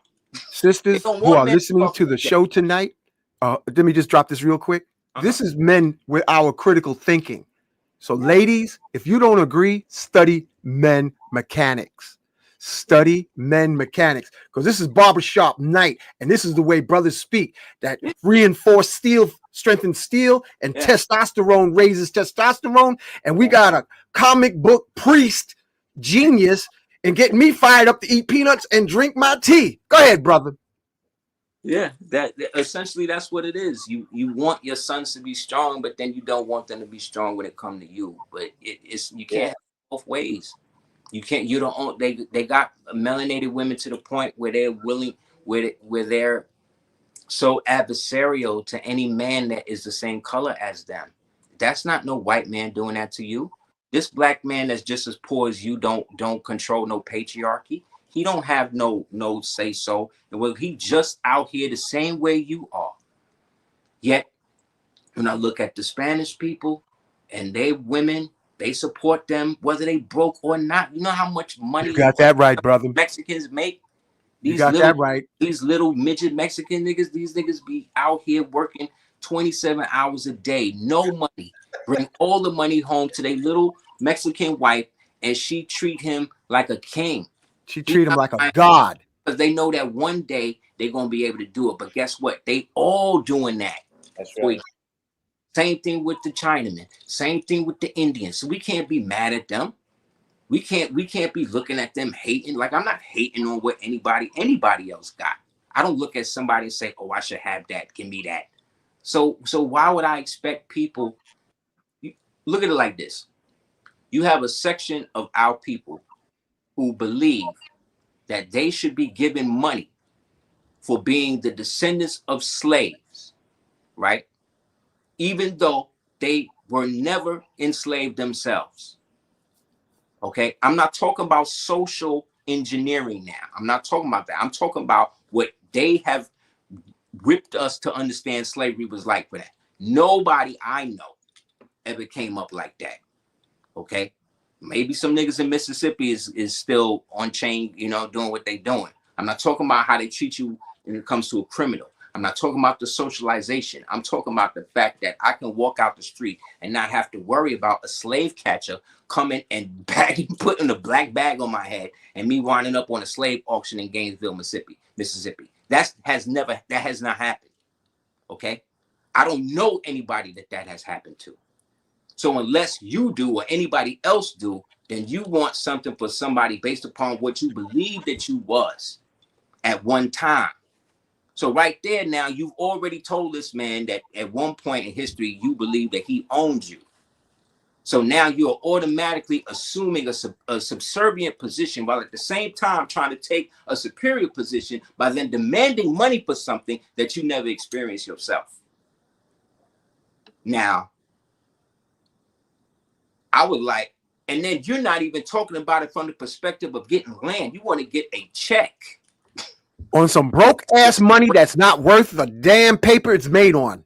Not only that, then you want it to be paid to you by the descendants of those people that you say did this to, that you have no evidence actually did it to you like that. While at the same time taking the money from surplus from a state, right? California, that itself never had slaves. Or never condoned slavery when it came to the Union, right? And then in that, you create subdivision groups to further disassociate yourself from the rest of us that see through that shit. You know what I'm saying? So now you're an ADOS, now you're an FBA, now you're a extreme militant black anti-capitalist, right? When all of this stuff that y'all talking about, all that shit is communist. All of this anti-capitalism shit, that's all communist shit. That's old Marxist Lenin shit where they associate capitalism with evil.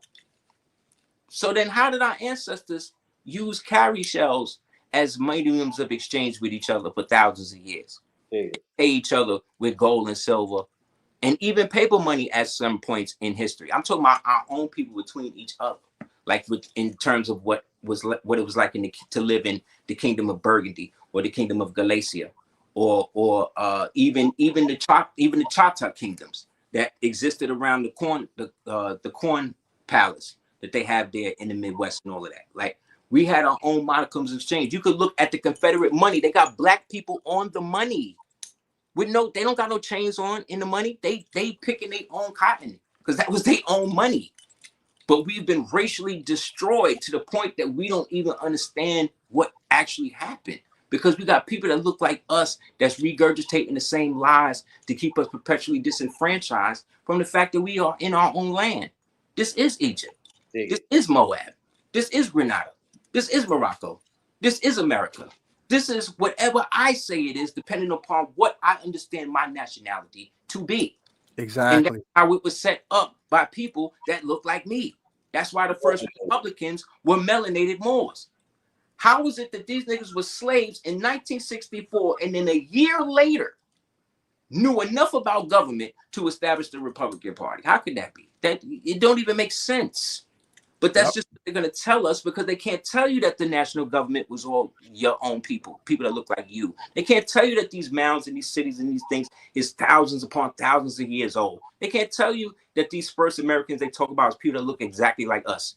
They can't tell you that these so-called Native Americans, first Americans, came over here first in the 13th century. You know what I'm saying?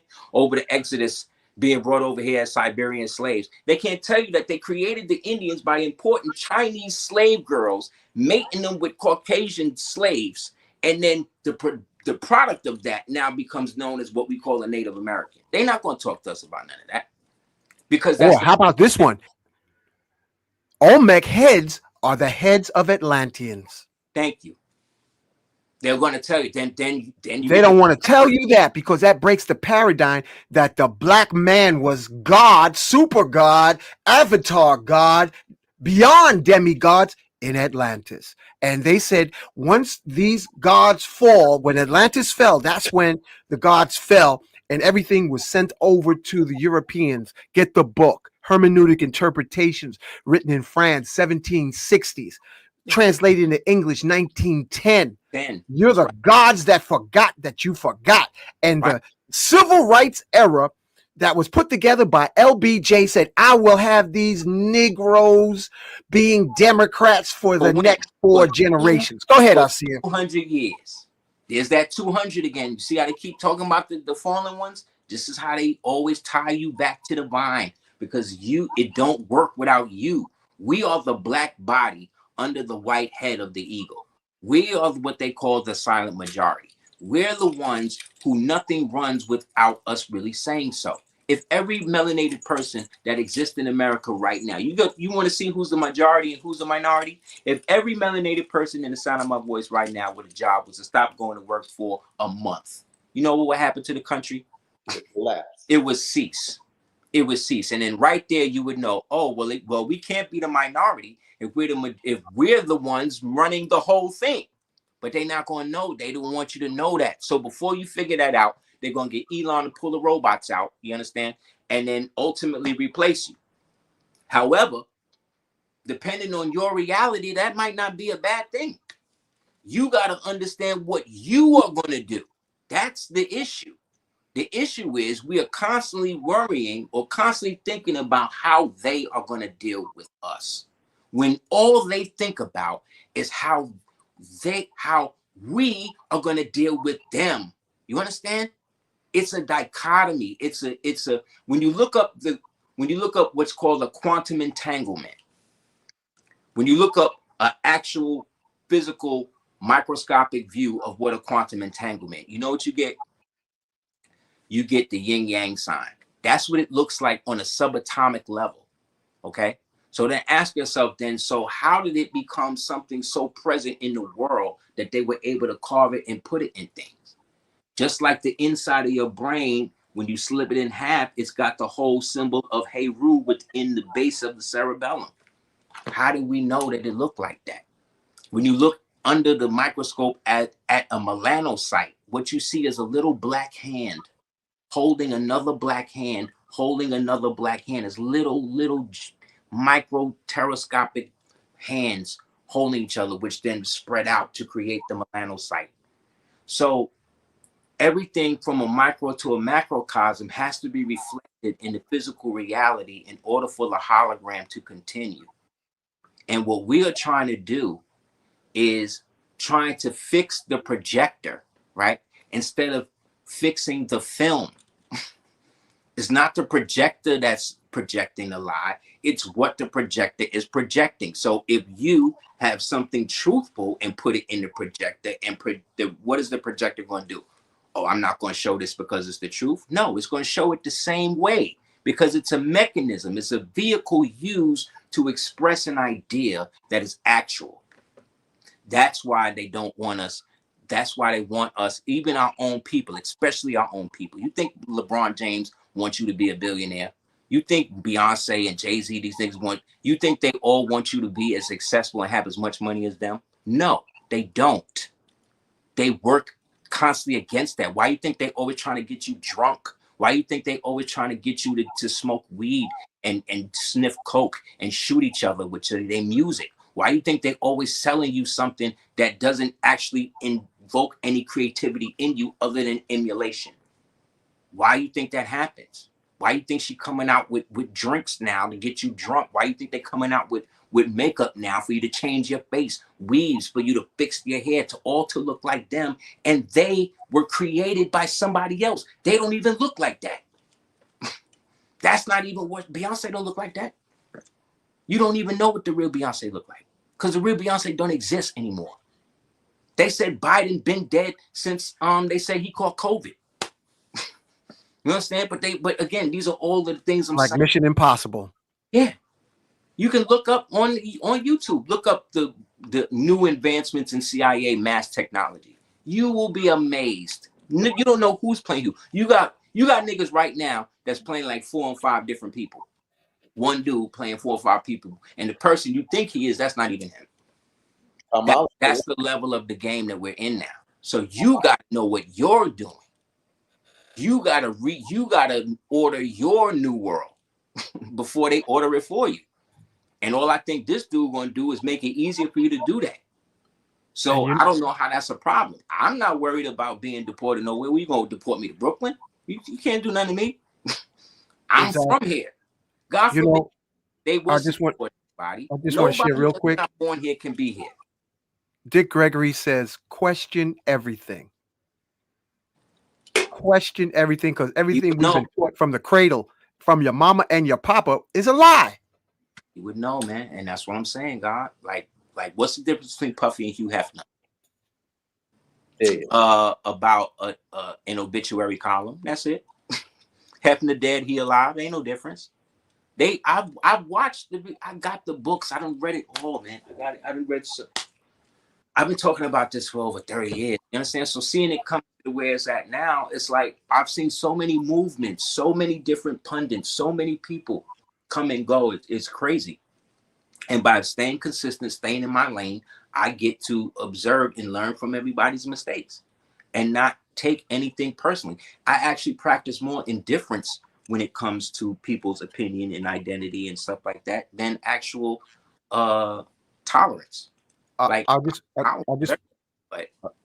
want to share this real quick, because too many of our folks is flopping and dropping from because their health, they ate the lies as far as being healthy. This I'm gonna show real quick, and I'm not selling it, family. This is Aseer. I was sharing this at the Gathering of the Masters. Edible orgone. Yeah, I saw that, man. That's some good stuff right there. And now, this is a regenerator of the cells. It got the fuel to energize your cells. Laji, how has this been for you? I've been experimenting with it, and I was having some prostate issues where I was going to the bathroom 7 times at night. It's cleaning it out. That's excellent. And once I took this Y powder, and we only been doing it since the summer, right? It got me down to going 1 time at night. Oh, that's excellent. And that's excellent. And also, this is a product from a brother, concentrated olive leaf extract. Excellent. This is to kill the cooties that cause you to get sick. Islam. And this is what Aseer Duke Of Tiers. This is our legacy. Yeah. Olive leaf extract. Remember, our family used to do pine, turpentine. Yeah. Talk about it, brother. Talk about it. Let me get off this now. Yeah. We used to take a little of the turpentine. When the sisters was pregnant in Georgia, they eat a little bit of the red clay. You would take every so often. My moms would make me swallow a dollop of petroleum jelly. You know what I'm saying? I was never really sick like that. You know what I mean? I never really got sick like that growing up. She wasn't really a heavy vaccine medicine person like that. And when I did get sick, I would get over it pretty quickly, because they would just have certain remedies that just would work, and they got rid of that by creating this situation and then making medicine experimental injection agency industry. That's what I was saying with capitalism. Like, we always have been into sustaining and creating modems of exchange with each other based on value. That is an inherent thing between men and women. We only experience what we perceive as negative capitalism, which again is exploitation. Now, exploitation through capitalism is definitely evil. But what the socialist mind does, right? Because socialists are the ones who radicalized the Panthers and then gave the United States the right then to then come at them as being enemy combatants. You understand? That's what it was really about. If they was just on some straight American, whatever, you know, Black American, we doing this and that. But when they start talking about how Mao Zedong is great and Reed and Lenin and Marx and all this other type of shit, like, you gotta understand all of that. No socialist society has ever functioned properly, and all of them collapse rather suddenly. If not, you don't believe me. Remember when Russia fell, right? And that's what I'm saying. Up until then, everybody was on bread lines and on lines for toilet paper and shit like that, like up until a point. And then after that, they reorganized themselves as a federation and they all started making money, right? And so who's more communist than Russia? China? You think China don't make money? Like, what are you niggas talking about? And Mao Zedong was a horrible person. Mao Zedong killed more people than Hitler. Only person killed more people than Mao Zedong was Stalin. Stalin killed over 53 million people. And this is the mode of governance that you, Kamala, and you Democrats, and you so-called divine nines and all y'all types of people, Boule, this is what y'all think is gonna be popping here? You think that's gonna happen? That's what they want.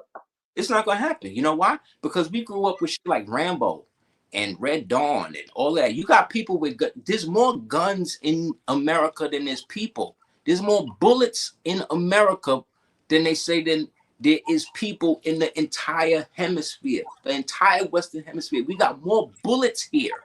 That's right. Constitutional right. You think, let me tell you something, man. You got people right now that were praying for a World War III. You got niggas right now. You got some of these old militia white men, some of these old militia black men, old Panther stuff. They got guns and stuff that you don't even know exist.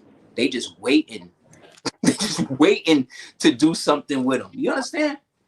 That's why Kamala it's not going to happen. If this place falls, it would have to fall from within, and that's what she was there to do. Yep. So I'm not saying that America is not racist. The United States is not racist. I'm not saying that black people haven't experienced being enslaved, right? But being enslaved and being a slave is two different things, number one. And number two, why don't we then accept the fact that we were prisoners of war? Because that's what it is. If we really want to get into it, we are the last ones left. That's why they had to make treaties with us, the Moors specifically. Every treaty they made with the so-called American Indian, who were the denationalized Moors, they broke. Every treaty they made with the traditional Moors that was in their own habit, dealing with their own divine creed, is still in effect.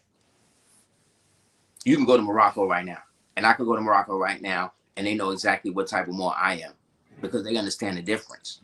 But what they want us to do, again, is to fight amongst ourselves and try to act like nationality is just another version of being black. No.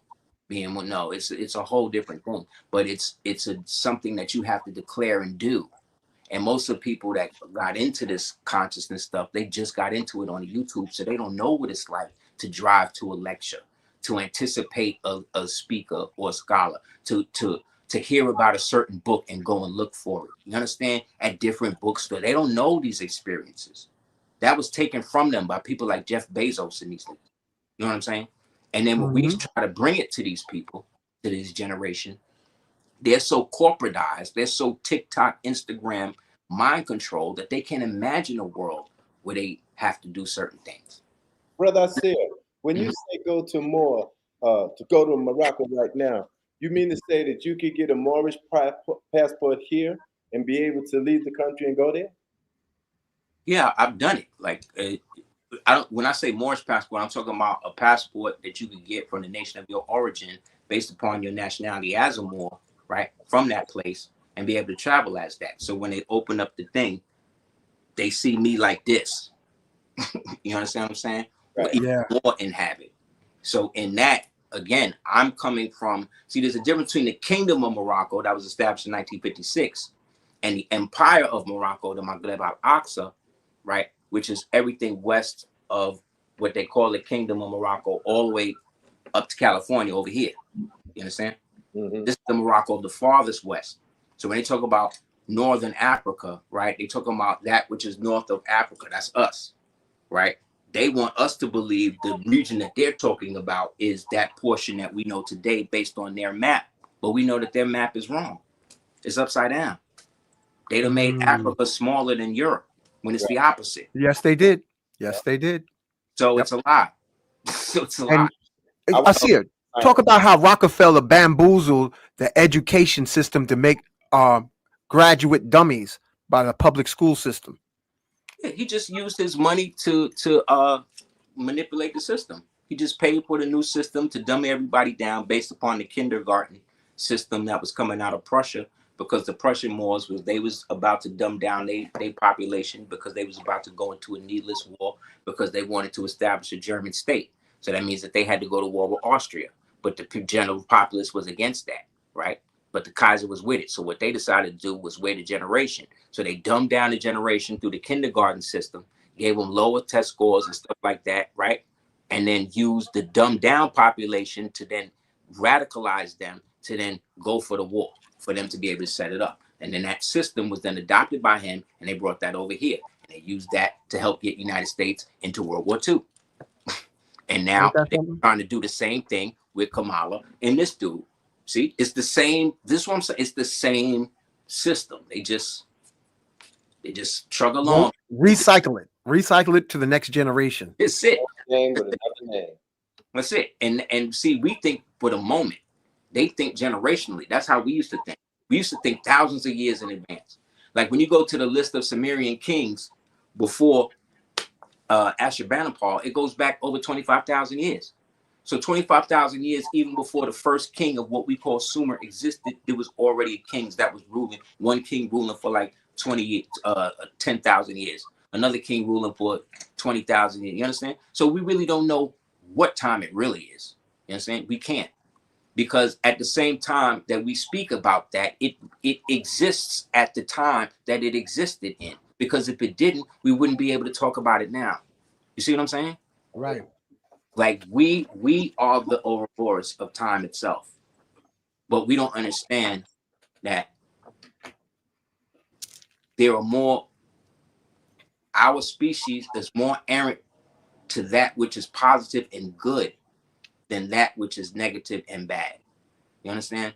Like we're way more than what we're talking about even now. Like the people we're talking about now won't even exist in a couple of years.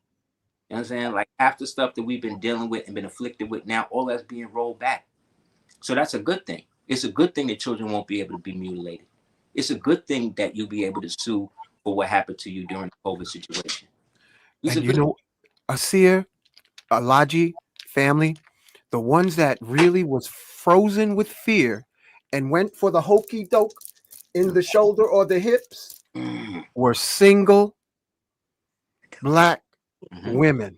And they told me, I was scared. With newborns. Their hubby, their boyfriends wasn't present to protect them. Say, baby, don't believe that hype that you're hearing from that voodoo man.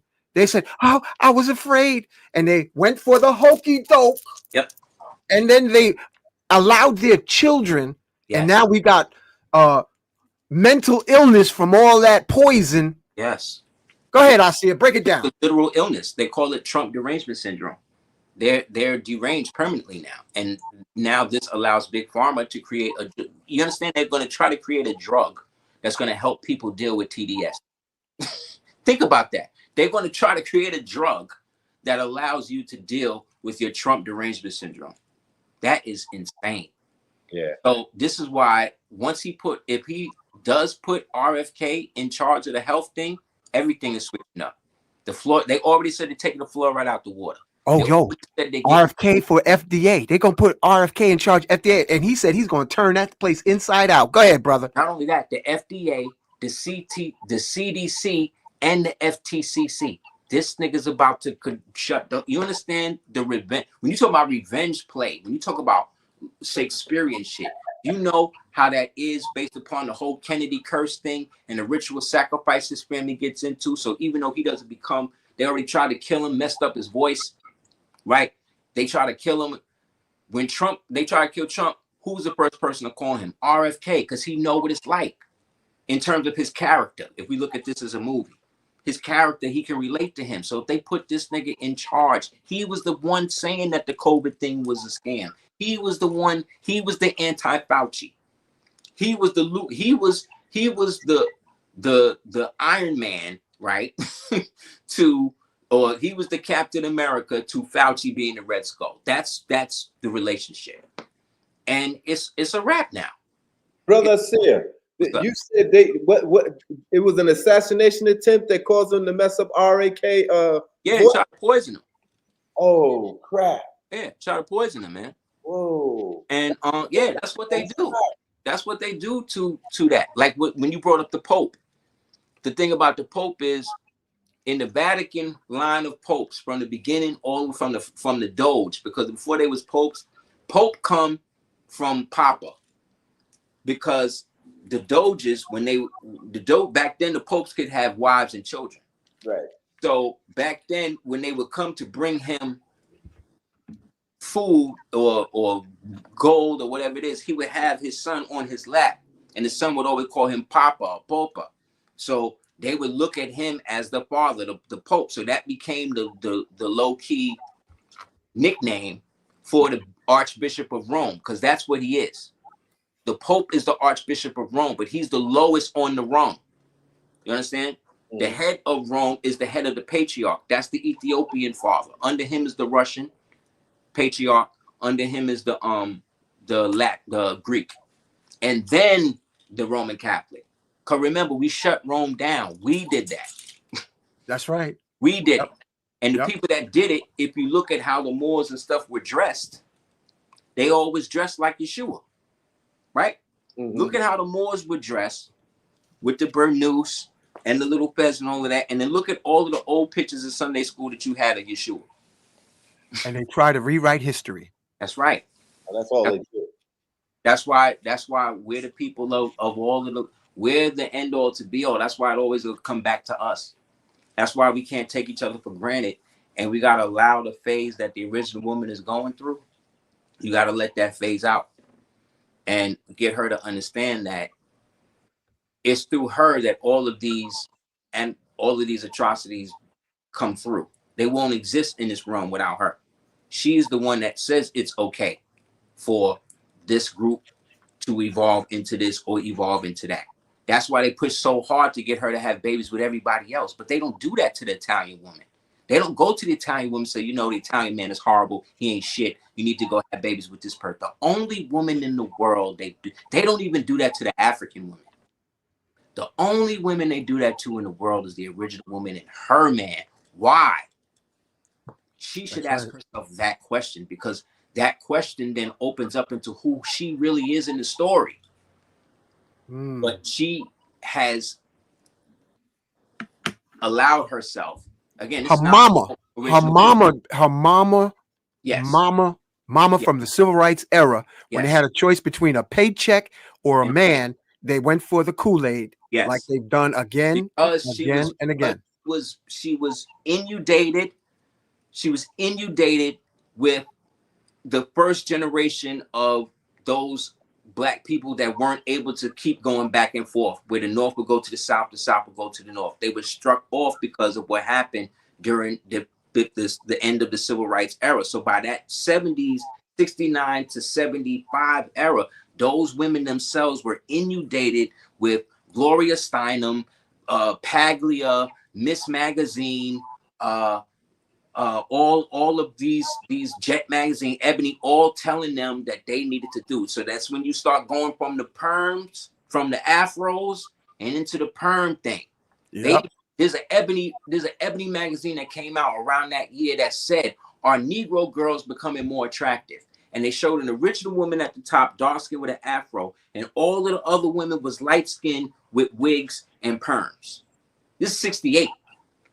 So look what they was able to do between 68 and 79. By 79 to 83, what happened? The whole hair thing switched up.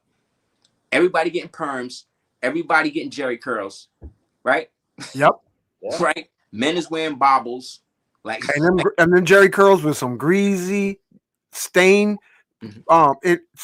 Logic, can you actually paint away a grease stain from Jerry curl. And Yeah. it showed that they coming to America. How greasy the remember? They Yeah. were sitting in the chair and when they got up, all that grease in the back of them. Exactly. Soul glow. That's right. Right. Oh, glow. That's right. That's exactly what they was doing, more. They was creating this new phase to make us hate how we naturally look. And they use us to sell it to one another, to do it to. Yep.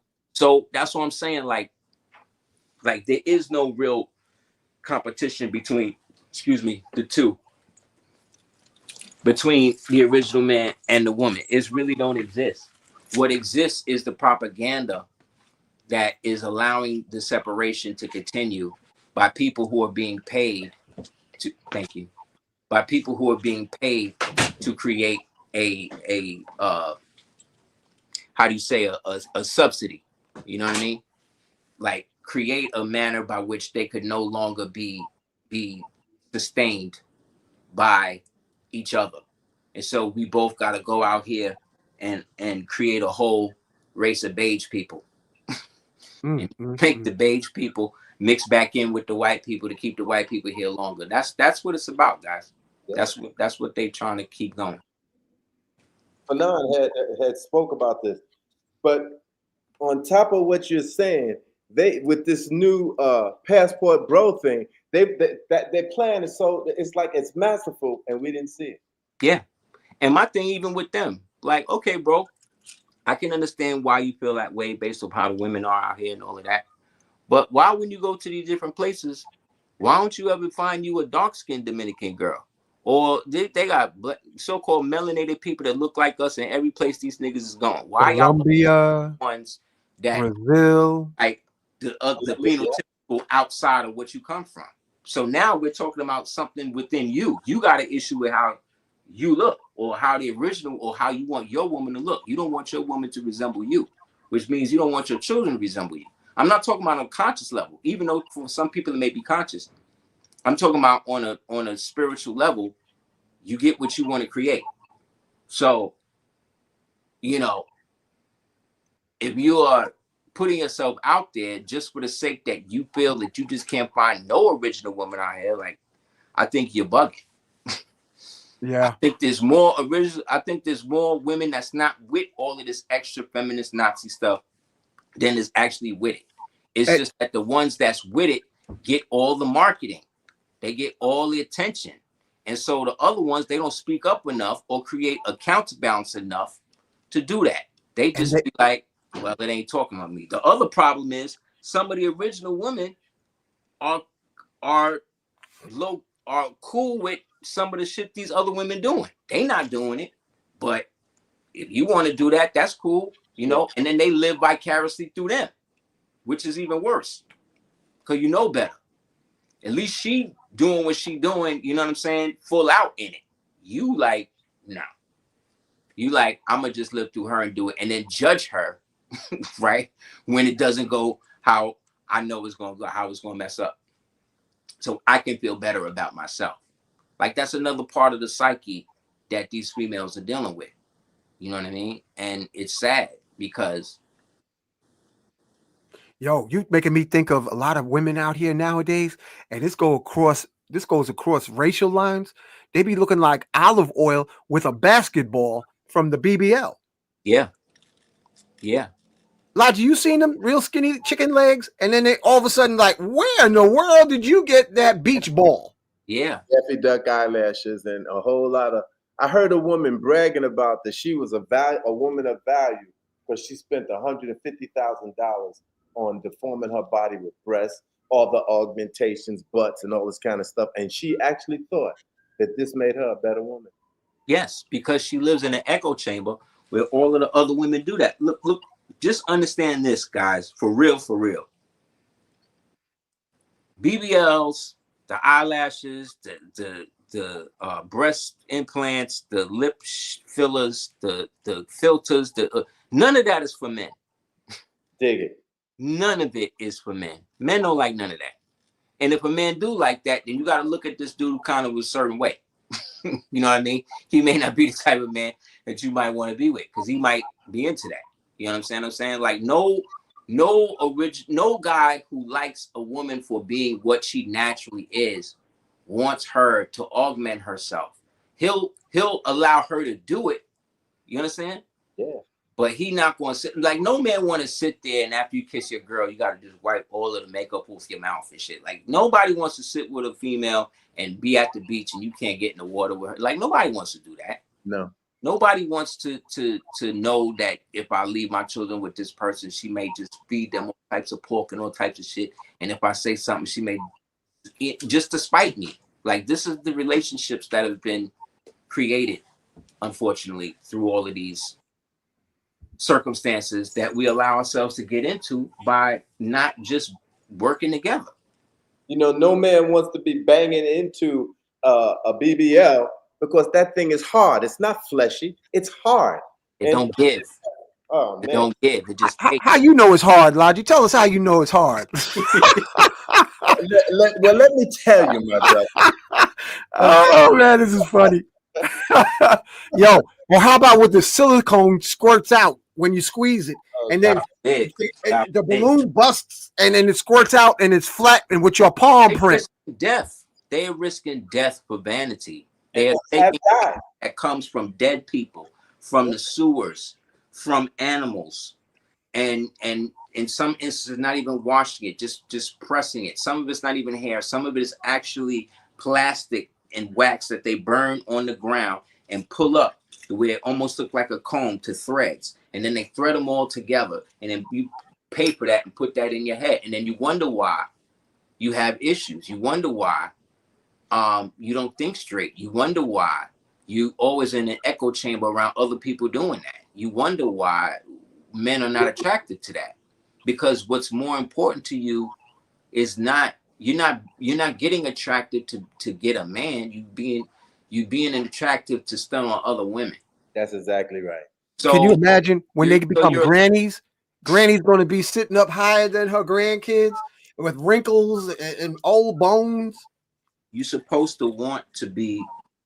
There's nothing wrong with being a woman who doesn't want to participate in the things that other women are doing, especially when it comes to the detriment of themselves, because it is the biggest advocate of white supremacy now is the females. Look at Willis. Look at you just what? Say that again, Aseer. You just said something deep, man. I'm gonna keep that bar. Say it again, brother. Yeah, they're the purveyors of white supremacy. The so-called. Look at Letitia James. Did you see the response she did to the election the other day? She's scared to death, but she making threats. Yo, and they checked her. They checked her and said, "Look, you come after him, we coming after you." Yeah. He said, "We will put your fat ass in prison." That's what the white man. Yeah, yes, he sure did. And I bet you she'll shut up. Didn't miss a beat. And this is Mike Davis. This chick was so ostentatious. She was walking around the court while they was trying Trump and all that. She was barefoot. She would walk around the corner barefoot, eating candy in front of him, eating bananas, like taunting him. Like, this is what she was doing. Because this is what they did. They hired all of these diversity hire females, and for the whole 20 years, all I've been hearing is black women are smarter, black women are better, black women are more educated, black women getting more money, black women leaving men behind. That's all we've been hearing. Yep. For 30 years. Hey, listen. My moving crew, this is called shadow work, brother. This is barbershop Friday night, and we're dealing with the shadows that stiff folks don't deal with. This is Charleston White Part 5. Yeah. All right. We talking about everything that we be thinking, brothers be thinking about it. So if you can't handle shadow work, I mean, you got to check yourself, because we talked about everything. We talked about brothers, we talked about sisters, and we just circling. This is Barbershop Friday night in the Moorish Circle Arena. We don't wherever you are, don't matter if you're a man, ET, or whatever, but this is a barbershop of brothers tonight. So sit back and listen. Talking about how they're using the black women to do their feminist work, or rather white supremacist work. Yeah, I was checking out the census since the 60s when they allowed abortion to happen. There have been 70 million abortions. Yes. 55 million were done by black women. That's right. The other by everybody else. So how more against us have they programmed them to think that murdering your children is a freedom or a right, and if you take that right away from them, that you're doing them wrong. But that was the point. Margaret Sanger was she was considered a modern feminist. You understand? Gloria Steinem cited her as an inspiration. And they had a wife. These feminist women, they had husbands and children and families they would go home to. The guy that created Wonder Woman, this is how deep it go. The guy that created Wonder Woman was a psychiatrist, and he had leanings towards what they call the Kinsey method. You know what the Kinsey? You know who Robert Kinsey was? No, I don't. Kinsey was the degenerate white man that basically wrote the first modern leftist communist view on modern sex, in which he listed all of the deviancies that people and perversions that people had been doing for thousands of years that were seen as that, and tried to make them legal. And he interviewed people who had sex with animals and had sex with dead people and children and all of these different things, and even participated in the studies himself by having homosexual orgies, bisexual orgies, all of these different things. Wow. Matter of fact, Liam Neeson made a movie. It's very sanitized. It's called Kinsey. You could go and check it yourself. Anyway, this guy who created Wonder Woman, Mr. Marxson, he was a sociologist. And he kind of was into Kinsey's stuff like that, because most radical intellectuals always feign to socialism. Okay? Because they usually come from the bourgeoisie oppressive class, and so they look as they money as a guilty thing. So they want to find ways to help destroy the power structure but maintain the power structure that they create with the downtrodden masses, so they always could be above them. You understand? Mm-hmm. Okay. So Mr. Marxson hooked up with this shorty who was his wife, who was brilliant as well. Brilliant woman. They get married, and she tries to get her sociology, she tries to get a psychiatrist degree and everything from Harvard, but they won't really let her because of the laws against women and stuff like that back then. Long story short, they would give lectures and stuff, and then they met at a college. And one of these lectures, they basically found a girl that they liked. And low key, they wasn't really swingers at that point, but they liked her. Long story short, they wind up all sleeping together. The girl was going to be married, but she wound up leaving the thing because the girl was into sociology and she wanted to be a part of the experiment. So the experiment was they were trying to create a device that would allow them to know if people were being honest or not. This guy became the father of the lie detector. Okay, this is him. What he also did, though, was that they used to like to dress up in their fetishes and stuff like that. And he had a penchant for Grecian culture. So when it came out that they found out, the board found out what was happening, the threesome and all that, they wound up being kicked out. So he had to find a way to make money. How did he make money? He came up after some sex party or whatever they went to, he came up with the idea of Wonder Woman. Because the shorty he used to be with that they brought into their bed, she used to wear 2 gold, 2 silver bangles. And they would really fantasize in a little sex stuff with all of that. And so he basically created Wonder Woman as a sociological experiment to help perpetuate feminism and get men to understand feminism from a female perspective. But remember, that's why, like, if you go and look at a lot of the early sensational Wonder Woman comics, you'll notice a lot of BDSM in it, a lot of that's why Wonder Woman got to tie you up. You understand? Because that's what they was into. You know what I mean? You would tie you up and then you would have to tell the truth. That was one of the rituals that they would do. That's why she was able to fly in an invisible jet, because women at the time were invisible. You see what I'm saying? Mm-hmm. This is why she would always have to be able to deflect bullets with her arms, because it would show her in a pseudo masculine stance. You see what I'm saying? Which then helps associate the idea of a strong woman being able to defend herself, which then helps with the feminist cause. This is the basis of it. Okay. So wow, that's crazy. All superheroes, things like that. So it wound up coming out. So it got really hectic though, because when the editor would come down and tell him, yo, tone this shit down, he would turn it up. So Wonder Woman was getting into crazy shit in them comics. You know what I mean? So eventually they got in the McCarthy era, they got hit with the anti-communist stuff because they knew that the communists, the socialists, the bourgeoisie were working with the global elite, right? Pedophile niggas rings that was able to set that up and use that, right? And they knew that they were coming into Hollywood to be able to re-socialize the American populace to accept all the shit we're dealing with now.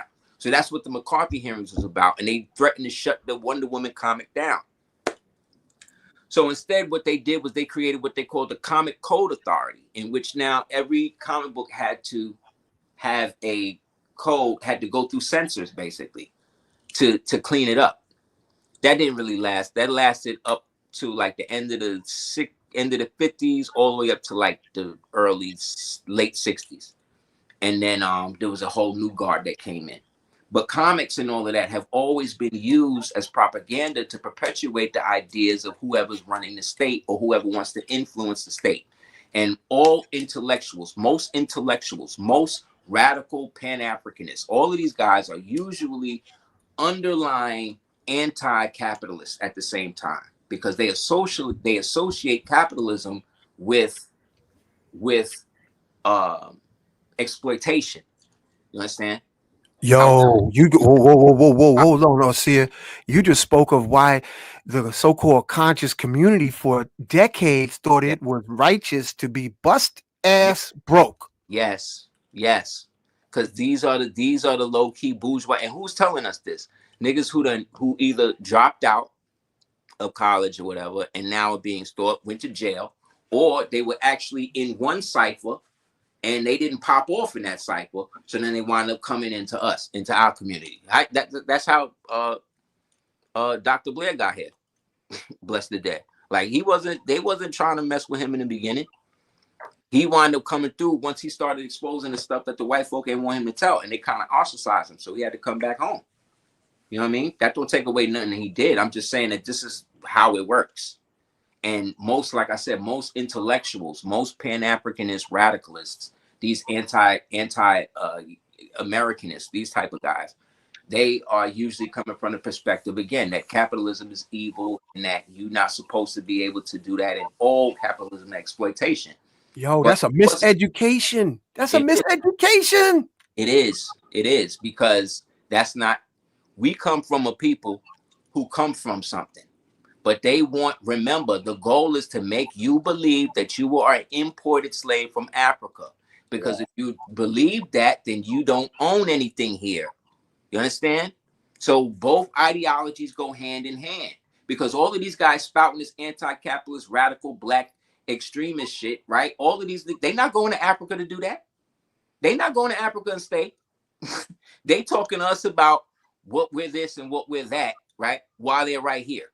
How disgusting and how messed up capitalism is. Meanwhile, they kids is going to regular school, right? they basically paying taxes. They ain't got no nationality, right? They out here basically railing against it. Like brother Irritated Genie. He would do fiery lectures, you know what I'm saying? And then the next day he got to go to work at DHS. Like this is what I'm saying. Like, let's not make ourselves more pious or more thing than we really are. And a lot of these guys try to make themselves martyrs for the movement and all of that. And these guys want to get money like everybody else. And that's the problem. They've associated melanated people with crime. They've associated us with poverty. They've associated us with groupthink, that we all think the same, that we all ain't supposed, we all supposed to be lockstep in with whatever the women say. Because we can't have no men running the family. It was Big Mama doing everything. Big Mama did it all, right? That's what it always is. All of our grandmothers was raped by grandpa, right? That's what they was telling us through movies like Beloved, Color Purple, what is it? Waiting to Exhale. All of that stuff, all of that created the toxic so-called black masculinity. So that way, the person who finally coined it, and this is what made it perfect. The person that actually coined the term toxic masculinity and brought it into the mainstream was Barack Obama. Him and Steph Curry. Oh, shoot. Yeah. Just like the term cisgender, cis male, cis female. That comes from a pedophile, a guy who endorsed pedophilia. He came up with that term. So every time you hear a black feminist use the term cis het male or whatever, again, she's a white supremacist. She's a white supremacist. She's following CIA Directive 1036, which created the term conspiracy theory to discourage any real altruistic investigation into government intrigue and espionage. Facts. So anything they call in conspiracy, anybody using that word as a descriptive of somebody else is an agent. That's how deep it is. That's you are agent by proxy, because you actually believe that there are no conspiracies. You see what I'm saying? Yeah. Meanwhile, they done locked Young Thug up on what? Conspiracy. Lock Lil Durk up on what? Conspiracy. You see what I'm saying? You see how they do it? They stay locking niggas up on conspiracy, which is a theory up until the point, because these niggas ain't been convicted of nothing. But everybody's saying, oh, he did it. They did it.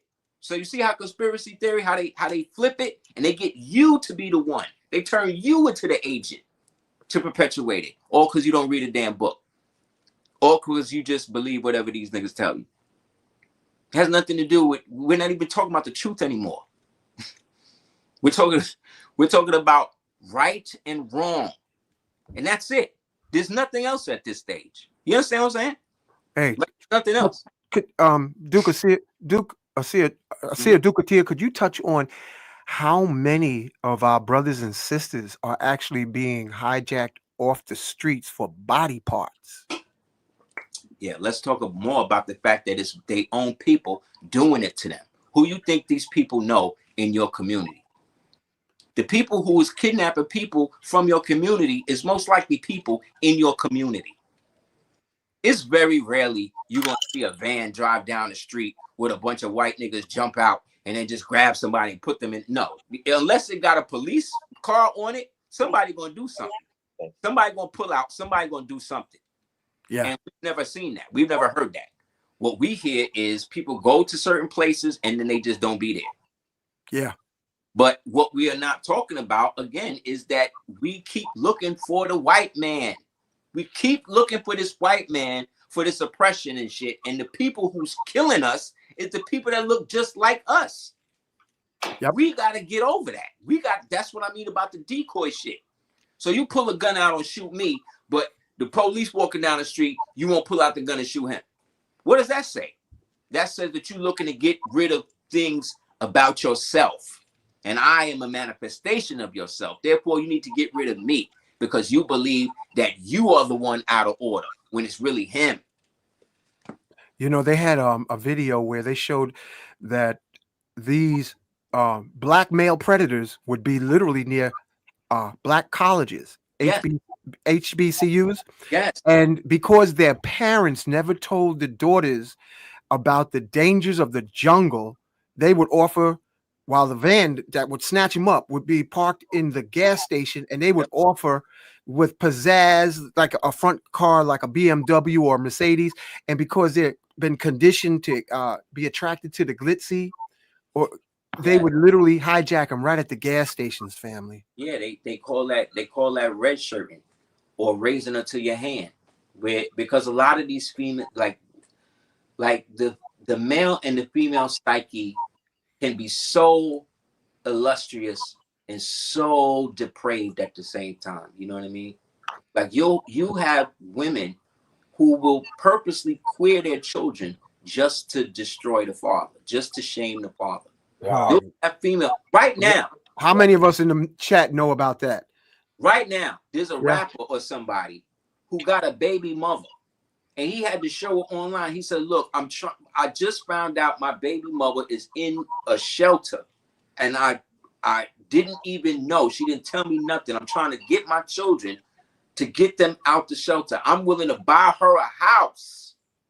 I don't even rock with this chick, but I just found out I'm willing to buy her a house. Look, he on the phone with her. Look, I got a house for you to get you out the shelter. Where are you?" No, she would rather be in the street in a shelter, you understand, than be taken care of by the same person you had the baby with.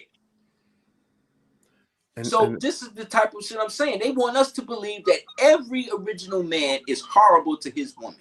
That's what they want us to believe. That every man out here is horrible to every black man is horrible to every so-called black woman. And that's just not true. And their children. And their children. And like I said, we'll deform the children. I knew a sister. There's a dude in the community, very, very prominent, and he's all about health and all this other stuff. I watched this dude, baby moms, purposely take his daughter to McDonald's and give her chicken and all this other type of shit to the point that she became somewhat, I would say, morbidly obese. You understand? Like, this is the level of the game that you're dealing with, where they hate you so much that they will retard your seed, your generation, that they may have asked you for if you don't give them what they want. But again, we were never taught that by our mothers. Our mothers never taught us that women was that treacherous, that women could be like that, because a lot of our mothers was like that. I'm so Same glad. way you tell me that my father was never there and our fathers wasn't shit and our father wasn't this, a lot of y'all mothers wasn't shit. A lot of y'all mothers was out there keeping the kids, willing to keep them, will do anything. And I'm speaking from personal experience. You know what I mean? I'm not even going to get into my situation because people have heard it throughout the years. That's one of the reasons why I wound up here, being dragged into family court and then had to figure out my way out of that. So by the time it ended, these crackers was they would chain the door. They would put chains on the door to stop me from getting into the damn courtroom. This is the type of shit I've seen in my life. So they could say what they want, but I'm a product of the single mother home. I'm a product of the weekend father. Just like you, just like everybody else. Just and like didn't do nothing for us. Yo, man, it's so deep because that is not an unusual story. For us, it's a common story. Thank you. So and we don't get a chance to talk about this often. We get a chance. I We will just go. don't do it. We try to shame our mothers like they try to disgrace the black man. Yes, that's what they want us to do because we aren't. And the thing is with the black man, he's so gracious. He sat there and took it. He sat there and be called all that shit. We sat there. I've sat there and watched my father sit there with me talking to him based upon what I felt. You understand? Of him not doing whatever. But the impetus of that came from where? Because exactly came from what I witnessed my mother and my grandmother say about my father, which then gave me a view how I look at myself. You understand? So if it wasn't for knowledge of self, I don't know what would have happened. If I got knowledge of self. Exactly what you're saying is this process is going on, right? We try to make ourselves better and better and better and did make ourselves better and better and better to the point right now we're the best men in the world. And I'm not talking egotistically. I'm talking statistically, especially as fathers. Yes, we are the first generation of men to be celibate. You understand? There are more celibate men now than there are women. What does that say? What did feminists give you? Nothing. It's turned women into a prostitution culture, which benefits who? Not only the state, but it benefit Hecate, it benefit Jezebel, it benefits Semiramis, it benefit Nihote, it benefit Baba Yaga, all of these entities that these niggas serve. All of these so-called goddesses that these niggas are serving, that's why they want you to worship goddesses. You understand that the reason why you can't find one patriarchal culture right now is because they were wiped out. You know why they were wiped out? They were wiped out because they got tired of watching their children being sacrificed and cut open for their blood so that way these bitches could sit in it and bathe and drink it and live longer and do more sex rituals and all of this. Is what was happening at a certain point in our history, y'all. I don't know if you know that. That's why these niggas went so crazy to wipe certain women out of the story, because niggas was doing way too much. You understand?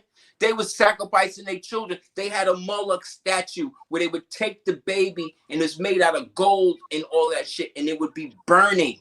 And they would put their babies on this. You understand? I got to pictures. a goddess and watch the skin flail off the baby as it rolled into the goddamn furnace. Not only that, it was the highest sacrifice. It ain't go nowhere. This is what the goddesses was doing. This is what a lot of them was doing. They are the ones in your Bible that say that they laid down with the daughters of men and created abominations. Ain't that what they doing right now? Sure is. Wow. There's a girl online right named Ali Carter. She said they started molesting her at 3 months old. And she just told on everybody. She said, Obama, hold on. Let me back up. I forgot we on YouTube. That's right. They done took our freedom of speech away. Yeah. Everybody that we see on TV who's big, she said she done had them. She also said some president's wife is a man. They all men. Most of them is men. But that's what I'm saying. They are what they are supposed to be. Archetypes for whatever agenda. They are just there for us to discern what is real and what is not. We get too caught up in looking at them as our leaders or something as that, when really they are entities that are there to do the bidding that we want. I remember before the election, I'm out here by the water. It's windy like crazy. I said, oh, the winds of change is out. Oya is out. So I'm going to say what I want to see happen. What I said, I said, I don't want to see this. I don't want to see that puppet win. And I'm saying this to the unit. I'm just saying this to the win. I don't want this puppet to win. And you know which puppet I'm talking about. The next morning I woke up, this bitch lost. That's what I'm saying. You see what I'm saying? I'm saying it just to see if my intention is going to come through with what I want to see happen by speaking directly into this wind, which is representing the winds of change. That's how I'm taking it. And that's the energy I'm putting in this individual moment right now, and in tuning that to see the level of my power. Woke up in the morning, niggas is screaming. Niggas is screaming, crying. Crying. They cry. So I ain't got to. So when they say, oh, you're supposed to vote and all that, no, more is elect. We say what we want to see happen, and the universe moted be. And so style it is. And then the next day, okay, he got in. Then I said what I want to see happen. I went out into the same balcony, just last night, went out to the same balcony and said what I want to see. I said, I don't want no fluoride in the water. I don't want to see no GMO when I go to the thing. I made a list. Went to bed, woke up the next morning, heard RFK talking about he going to take over the thing. First thing on the list, what? No fluoride, no GMO. You see what I'm saying? So that's again, people could say, oh, that's just you. But no, that's what I see it as. So that's what happened. Because my perception is my reality. You did? And that reality is subject to what I say is supposed to be, so long as my intent is pure. I, self-law, am master. Thank you. Thank you. Wisdom and power. All respect to the prophet. That's right. All respect. When you celibate. All respect to when you celibate and you put that energy out there, when you put that energy out there, it has a greater manifestation. That's right. That's right. And that's the prophet, that's why they don't want us to be that. That's why they don't want that. They don't want they know that's our power. And with the Y chromosome attached to celibacy, that's crazy, man. It's gonna manifest. So the energy gotta come out somewhere. So it's gonna come out in the manifestation. And what they call the great work. This is what the occultists or the Freemasons call fulfilling the great work. So that's what we doing. My queen came in the night when it was like, oh, she said, yo, I just saw this thing. It looked like she might win, blah, blah, blah. Said, because I know people stupid. They might really get her to do that. And I looked at her and I was like, I said, you are the creatrix of the universe. All you got to do is in your mind, queen, just know that she not going to win. You don't even got to say that you want to see who you want to see win. Just say who you want to see lose.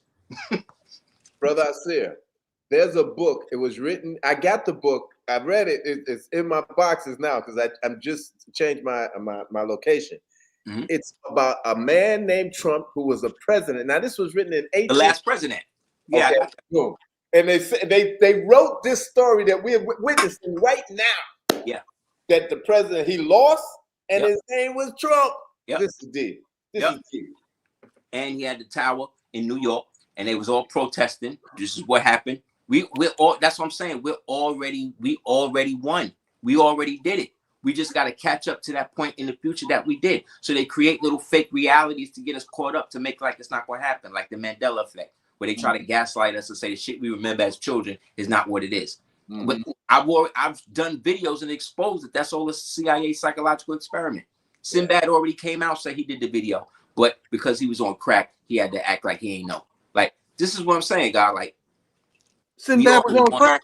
Oh, I didn't know that. Oh yeah, they was heavy on that back in there. All them niggas, all them people, you know, to be around them people, you got to be high. You got to, especially after you done been in the rituals, you gotta stay high. You gotta stay away from your true self.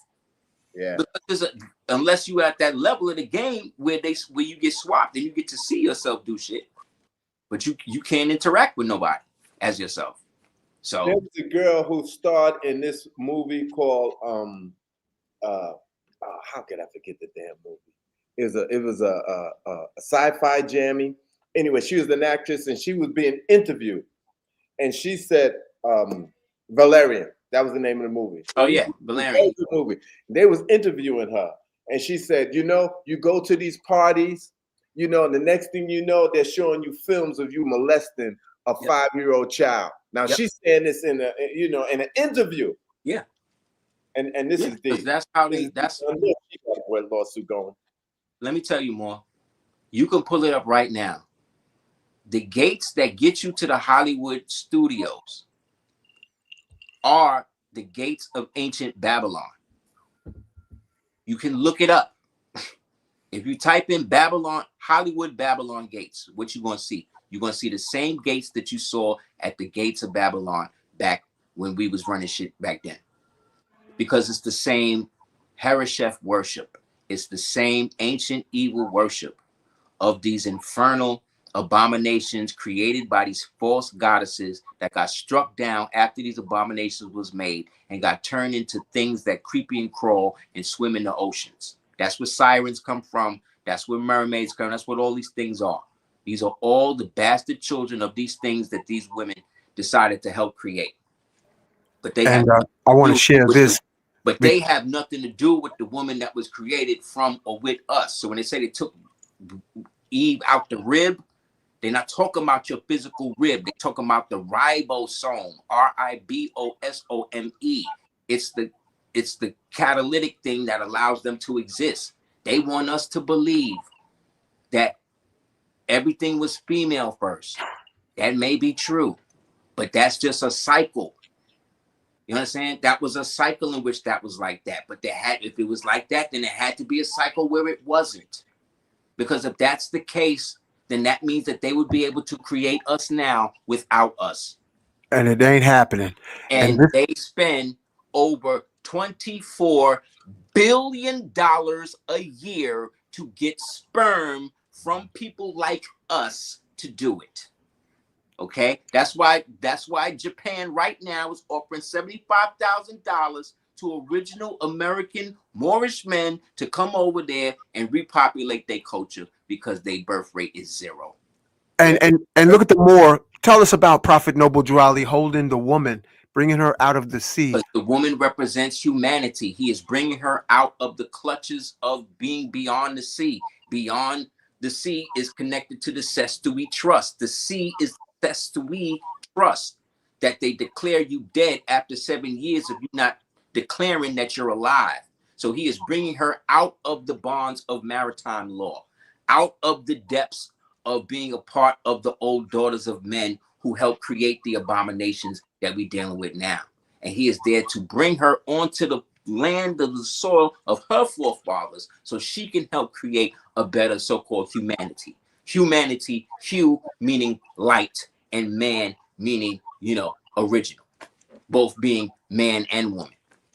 That's why he's seen like that. You'll also see old pictures of Quetzalcoatl doing that, coming as the sun god of the Mayan coming out of the thing, with that. That's one of the images they got of him. That is Wow. also, you see Superman when he grabs Lois Lane and saves her from the helicopter falling. That's how he's holding her, right? Spider-Man, when he's swinging through the thing and he saves the woman from being thing, he's holding her in his arm. That is an ancient symbol of the unification of the man and woman who is coming out of a distress situation.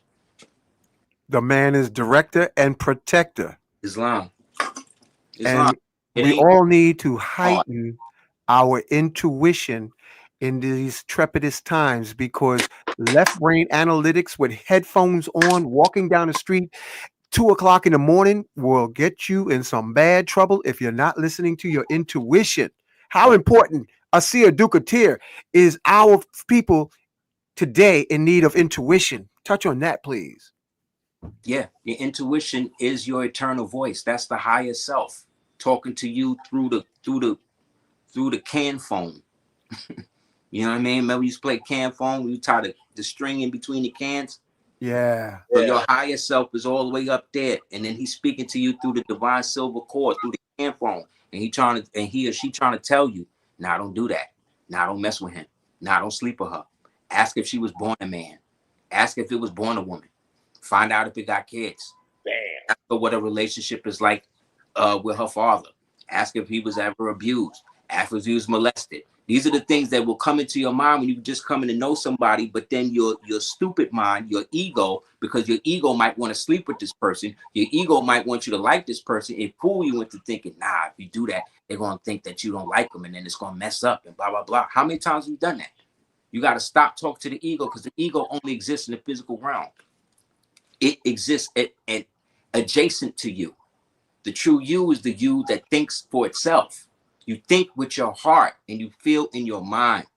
It's the opposite that got you doing the opposite. They got you thinking with your mind, you understand, and feeling with your heart. But you know in your heart was true. Your mind can fool you. So you got to think with this and feel with this. You know what I'm saying? Can't trust everything you think, family. You flip it. You flip it. You know, when you talk about the intuition, I saw this film by Leonard. This was about at least 20 years ago. Leonard Nielsen, a guy from Switzerland. He had the birth process blown up 500,000 times.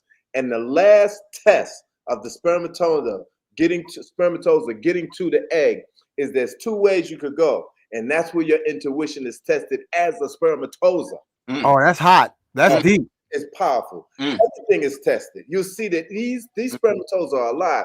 And if you go to the right, certain depth, you go to the left, you'll hit the egg, and you'll find out that there's 200 other spermatozoa on that egg trying to get in. But they got a process called ranubandhana, meaning if you don't have karma with that woman, you'll never puncture that egg. See that?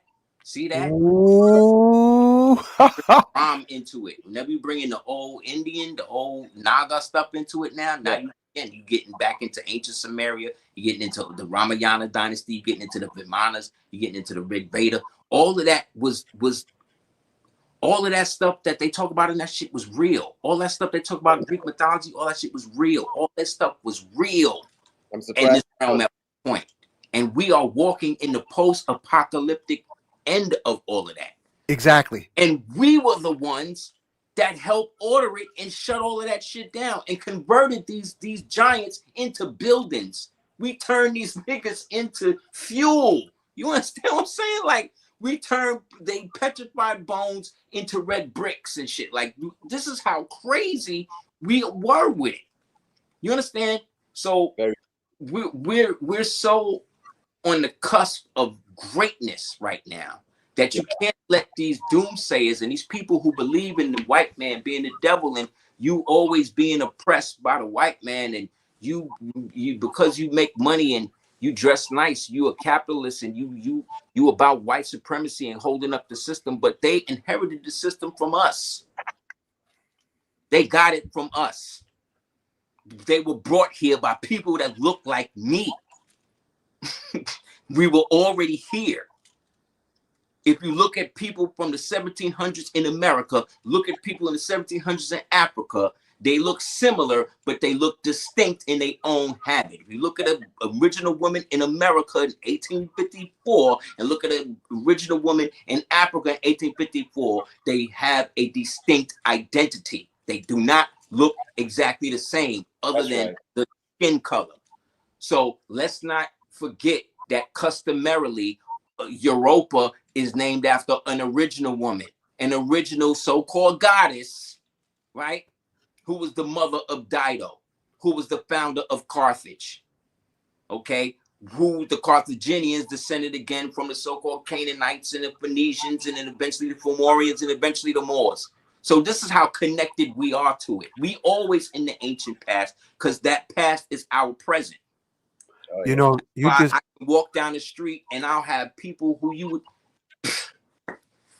I had a lady saw me, started crying. She said, I haven't seen somebody dressed like you since I was a little girl. When the Moors would come and sell the fruits and stuff by the port when I was a little girl in Cuba. wow. Started crying. Wow. They was doing it in Harlem. We was a little kid, had these horse-driven things, and they fruit went all up in the air. You know, they fruit, you know, they have all that fruit on there. Yes. People coming in talking about walking down the street dressed just like you. Yes, more. Crab man. Crab man. They have a song selling their wares. It was deep. It was deep. We was doing it more. Like we was doing it. There's a book people should get called Conjure Times, and it talks all about the whole era of mesmerism that was ushered in by people like Pascal Beverly Randolph and old magicians like Prince and Princess Mysteria and Pamplin the Devil and Black Herman and all these types of people. Like that was the underworld. That was what was protecting people during Jim Crow. Like people don't even understand, man, the nexus that the Moors have with all of these ancient cultures that we created totems for, that eventually they wrap their culture around to help protect them, but act as a breadcrumb that we could now today go back and look at and be like, oh yeah, they were connected to us by this. They were connected to us by that. Instead of saying, oh, well, the American Indians was already here and we not Africans and we not this. Or the Pan-Africans is like, well, we Pan-African and it's about Africa and this and that. But these niggas have never been to Africa. They live here. And you still not telling me how you a Pan-Africanist when the word Africa is a Latin word and nobody speak Latin in Africa. Well, you know what you just said, Aseer, Laji. So who are you? It doesn't make sense. Al-Kibulanian, because that's what it was prior to Africa. But y'all niggas seem to like the African word. You know why? Because that's what the Moors called it.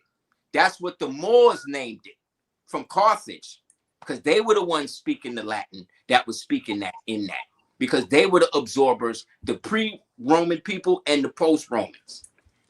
So again, Africa again is a Latin word. So unless you find me an ancient Latin African tribe, then that means the Moors from over here, as well as España over there, named the continent in ancient times, or renamed it as that.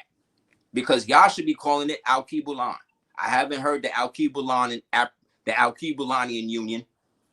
Y'all still going by African. Same thing. How come every African nation for its own nation, right, has an English word for its name? Yep, that sure does. What's up with that, y'all? So again, I love my so-called African peoples and all that, but we have to get to a point where you start to see us at least as equals, or at least the ones that have come back to teach you about your real history, because y'all don't know. Because the colonization brainwashed them. Y'all would rather marry somebody in Europe than marry somebody over here to look like us, because they call us a kata. You know what I'm saying? Yeah, which is an insult. Right. Just like like you brought up the Godfather, the word Fredo in Godfather. That's like calling an Italian a nigger. That's why every time they called him Fredo, they was actually dissing him. That's deep. Oh God, I didn't know that. Just like the term mule. They used to call it, oh, you're a mule, titsud Spain muleon. The muleon is the mules. The mules are the Moors. Right. Which means teacher. So again, to be in the highest level of the mafia, you got to have Sicilian blood. You got to chase your grandmother, your great-great-great-great-great-grandmother back to the time of 711 AD, to that first pseudo Caucasian woman that had sex with that Moor that landed with Tariq. And the people down in Sicily are darker than Yeah. the ones in the north. Yeah. So you still see that African blood in them. Yep.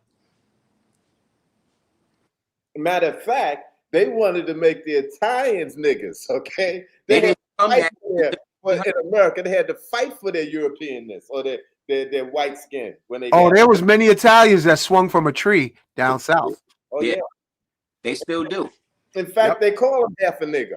The white people that was down here back in the 50s, 60s, and all like that, they called Italians half a nigga. Yep. Yeah, that's exactly what he did. And that's what they're doing. When my brother was locked up, he said he met a Puerto Rican guy, said they were upstate, a bunch of Puerto Ricans in a car. And the trooper pulled them over and said, "Y'all niggas get out the car." Mm-hmm. And the Puerto Rican said, "We're not niggas, we're Puerto Ricans."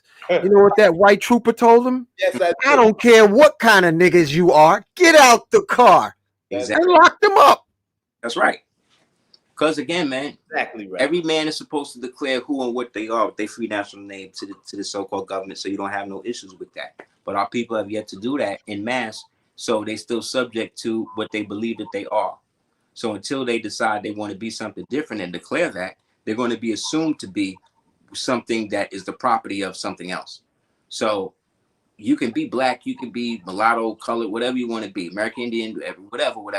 However, when it comes down to it, if you are not declaring who and what you are to the powers that be in the area in which you are domiciled or reside, then they're going to assume jurisdiction over you, and then that's how you wound up with forced vaccinations and all this other BS.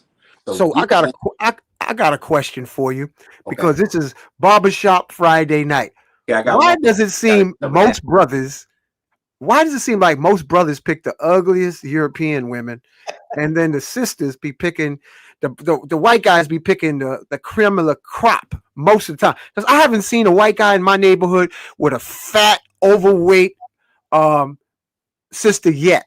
And they the way they smile, the sisters smile into the face of the Europeans. They bred to do that through the HSBCUs, through the Divine Nines and the Freemasonic organizations, and they want to do that to get as many of them to compromise themselves as possible, so that way they could never be in a traditional relationship and all of that. Like right now, there's a correlation. You can look it up. They just did a study that the highest rate of suicide among Black women is coming from the upper echelon professionals. They open themselves like crazy because they getting money, they doing their thing, and then they get to a certain point and they stuck. They can't do nothing. Meanwhile, their counterparts that don't got no money is happy, having children, living their lives, and doing everything else. So you can look it up. They're also right now, the Black women is rising. They're going, by next year, they're going to be the highest level of crimes. People committing crimes and going to jail. Black women, they filling the jails up like crazy right now. And it's a correlation between, and if you look at the correlation of when this started peaking, right around the time that Meg happened, Meg and them came out, Cardi B and them came out, they killed all of the male drill rappers and hardcore rappers. They killed all of them the year before, right? Then that next year, when they start coming out with Cardi and Megan and Glorilla and this one, and the next thing you know, here we are. They rhyming for Kami Mala. So this is what I'm saying. Like that's the type of original woman they want. One that's going to support Planned Parenthood, you understand, above everything else, and be against her man more. And that's the most important. You know, I gotta share Duke at 11. Yo, we're gonna wrap it up. Yeah. I remember I was doing a lot of ayahuasca at one time. I was doing it like 3 times a week, and I was loving it, man. It was like I was swimming in like the plant kingdom. Yo, family, I reached the point. Aseer, the Duke of Tiers, it showed me when the world was all Black self-realized gods. Yeah. Yeah. They knew that they were gods incarnate. No external gods, like Precious Lord outside of my body. They were all self-realized. I think it was some kind of golden age that the ayahuasca showed me. And I was like, wow. All the realm that exists of where you are in the higher realm now. They all exist. Like we all exist to give exalted glory to that which is what they call the Most High. which is the perpetual force that keeps everything going. Outside of that, everything else is an illusion, you know? So all we got to do is be as real as we can within it, and then we can pull the best out of it, you know? This is so good. Nadine, you took your words out of my mouth. I just want to put this up again because Aseer Duke of Tiers, so many of our folks going into this Turkey Holocaust season. Mm-hmm. Listen, y'all. Oh, yeah, that's coming up. Yeah. Yep. So tap into this supplement and this detox, herbalresults.net. And I'm sharing this because I see more funerals of our conscious folks and putting up GoFundMe's. Right? You peeped that, right? Yo, what's up with that, bro? Well, the generation of our master teachers before us weren't really into, the majority weren't into health. Like they were into more information and social, you know, upward development more than the health development aspect of it. That's what made the Panthers so great, was because they were so into creating, you know, programs to feed everyone. And by the time we really started getting into it, when you started hearing people like Brother Laila Africa, bless the dead, Dr. Sabi, bless the dead, you know, those type of people, they were just the precursors to what became the New Age health movement that got co-opted, you know, like they always do. But that's just poor choices as individuals. Yeah. I mean, some of them have been poisoned. Some of them was poisoned. You know, some of them had been attempts on their life and stuff like that. But for the most part, a lot of that was just poor choices on their part. Because, yo, I didn't know Taj Tariq Bey. Yeah. Right now he's going through it. And you know, like I said, man, you could lead a horse to water, can't make a drink. You can't be the master at everything. But at least your health, like that's the foremost that people gotta kind of pay attention to. But it's hard to do that. Also, you don't know a lot of people don't know what it's like to live this life of giving information and building and all of that, and having to deal with people's egos and all that type of shit. Like that stuff takes a toll on you, you know, after a while, especially when you have all of this knowledge, which is power, and then don't see nothing come from it. It becomes a paradoxical situation because it's an anathema. It's an anathema to what's supposed to be. If I know power and I have power, I'm supposed to be able to exert that power in the world. However, I could be talking all of this and that, but I don't necessarily, am I able to pay my rent at the end? So I got everybody coming through, but is everybody going to donate? You see what I'm saying? Oh, yeah. Even though they know that what I'm doing is this, and if they don't, I can't be mad. You understand? Because I'm giving this energy in hopes that not only it helps something, but something can reciprocally come back to me to help me do what I'm doing. So I can continue to do this and not have to stop to be able to do what I have to do in order to feed my family. Is Islam. So that's the issue. Land. Before you leave, oh, I'm sorry. I didn't mean to interrupt you. So with the reparations thing, if they're not trying to get no actual land from it, where their family, it's perpetually in their family land, then it's a scam. If they just getting cash, it's a scam. If they not getting land, gold, or silver, right, it's a scam. Somebody's trying to just get a check. So I would pay more attention into establishing things for your individual family that you can then collectively work with others that have the same type of things set up, such as family trusts, such as declaring your nationality, such as establishing little businesses and stuff that you can run all your energy and stuff through.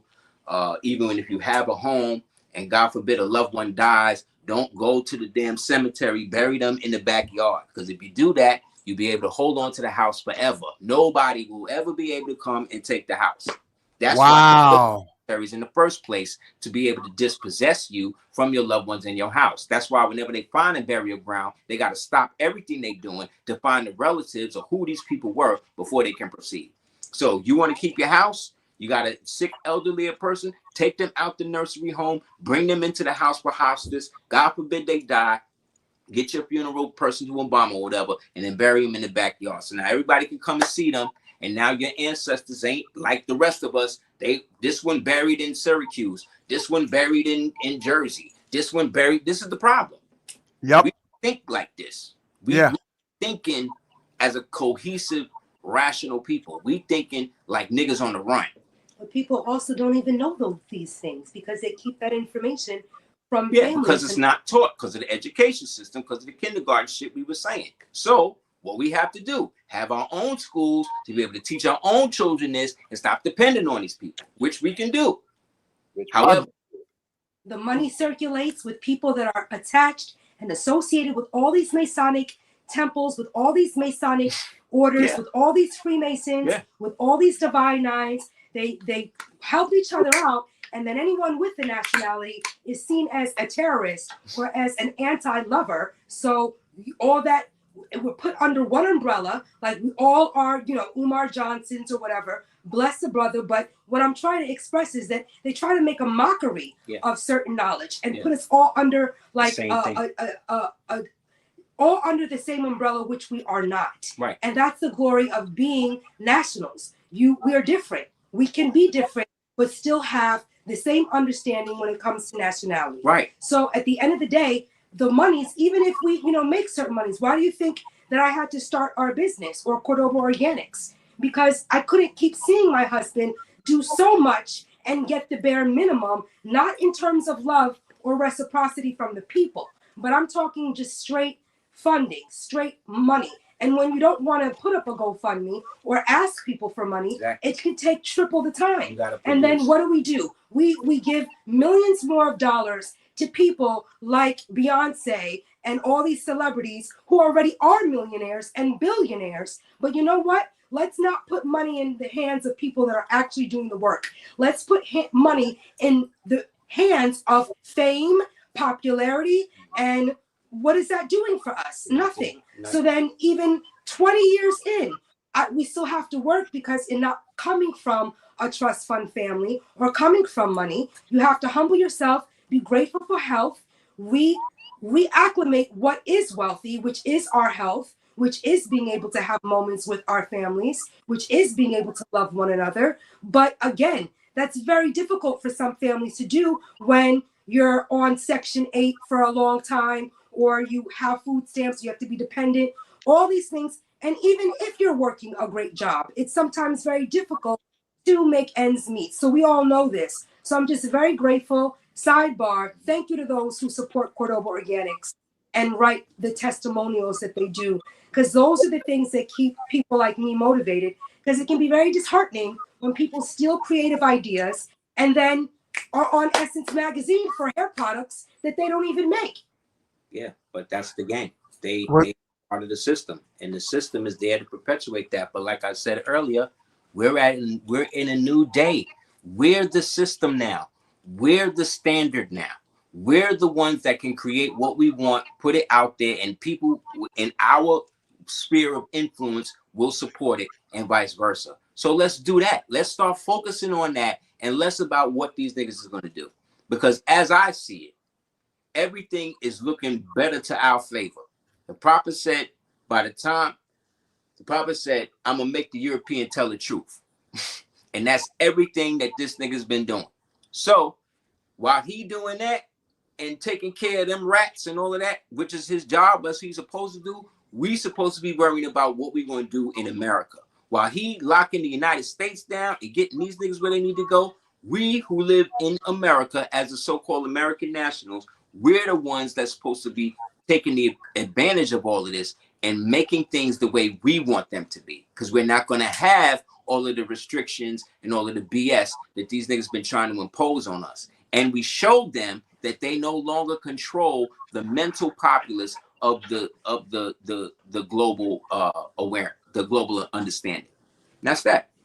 That's awesome. And sister, I want to thank you for being your voice. I mean, there was a bunch of folks in here was wanting to hear your wife goddess bring her Shakti energy, man. And they were all in the comments because it's a packed house. So I want to say thank you for your Shakti energy, sister. Your thank you so wisdom. much, you guys. Thank you as well. And to the sister that asked, I really appreciate it. Oh, it was a bunch of sisters that asked. One from all the way as far as Ethiopia. Wow. I just finished labeling 286 products. So thank you guys, because it's not a game. And when you love what you do and you want to offer people stuff that actually can heal and help, sometimes you end up not necessarily being in positions to be, exalted, because this is also challenging the pharmaceutical companies and, all of the products in stores. I hate to say it, but every product in a store in America is cancer causing. Yeah. Every product Except in yours. Sephora, everyone. Except yours. I did a thorough investigation a couple years ago, and even to this day, there might only be one, and it's a European company, and they only use selective oils. But every product, when it comes to makeup, hair, lotion, and then we wonder why our thoughts can't, why we can't think clearly, why our children have, patches of dry skin and eczema and psoriasis, why we're growing hair on our faces. Exactly. These women are trying to grow their hair, but they're using monoxynol. That is a horrible chemical to use. They're gonna grow beards. And it's a steroid. So yeah, you might get a couple of bald spots filled in, but you're also gonna have a beard and a mustache. Your body odor is also gonna change. Your pH is gonna be thrown off. Your uterus is gonna be affected. You're gonna have fibroids. You're gonna end up having to have a cerclage. Yep. And it's sad. It's sad because the simple things. That's why I'm very grateful for just throughout the years being able to make small choices, because you really can't escape, feeling, oh, I love Lubriderm. Oh, I love Terry Lotion.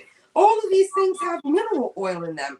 So you're using all these products, these new EOSs, these new products that smell great, but fragrances are the number one cancer causing.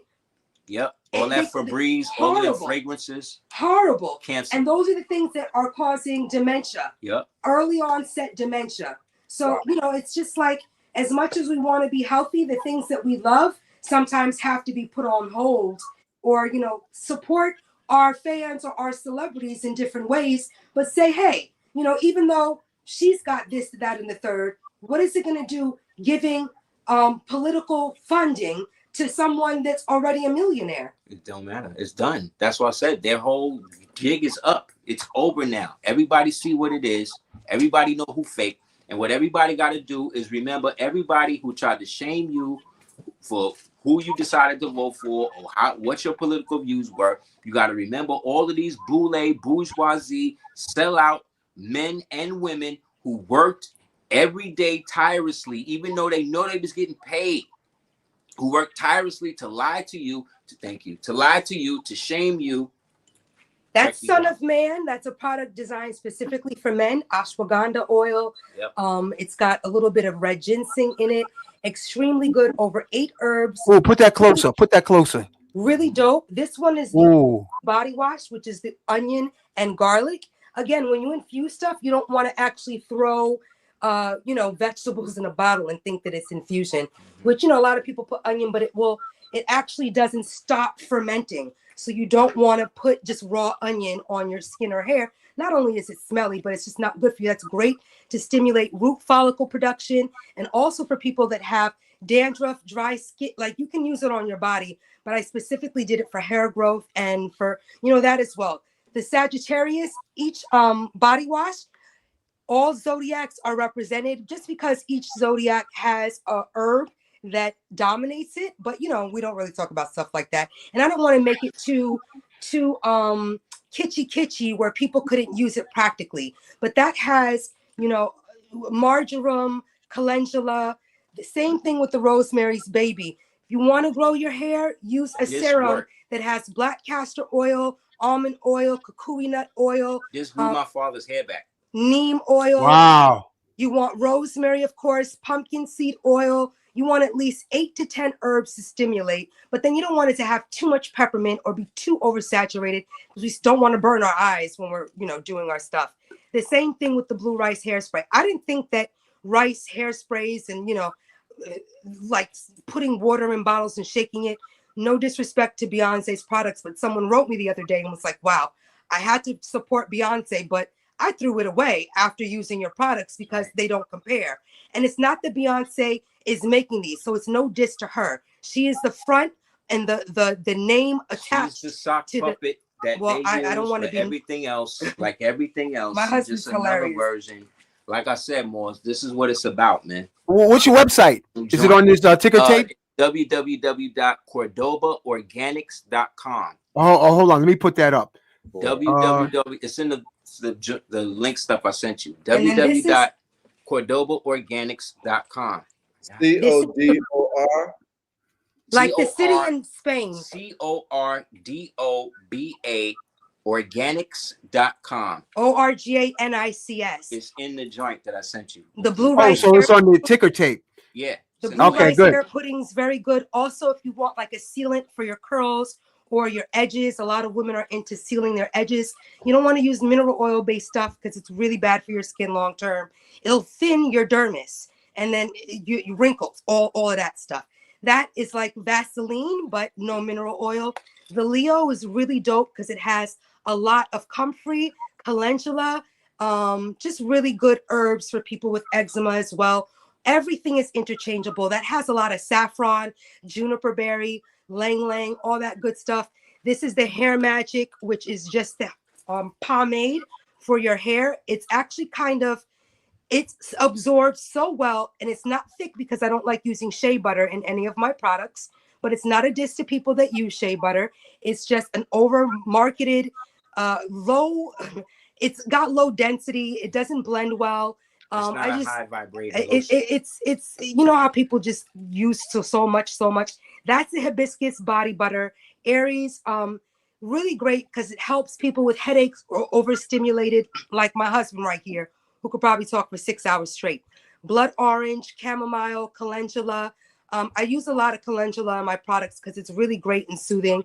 And that also has a lot of hibiscus in it, a lot of orange oil, sandalwood. And again, no fragrances, but they smell really pungent because essential oils are long lasting and they also are preservative, great to preserve your products, but they cost a lot. So like 1 4 ounce of rose oil will be like $230. And you're like, what? But a little drop will make something really, really fragrant. Yeah, so I'm just showing a couple. That's basically it. Yo, thank you so much. Y'all got a lab over there. You got a lab. Trying to bring it to the people directly, man. Cut out the middleman and just stay something to have something to leave to our seed. I'm gonna do the last couple that people ask about. Musical hairs. Another option that doesn't have as much rosemary, but it has rosemary in it. It's just kind of faded because it's infused where you don't feel like you have that medicinal smell. It smells a lot more like orange and like grapefruity. Very, very good. This is a shampoo. It's got really, it's so amazing because it's hard to mask apple cider vinegar, but it is good to use in your hair just to break up lint. Even if you don't have locks, it's an interchangeable product for women of all nationalities. Wherever you come from, you're going to see the benefits, especially if you have hyperpigmentation.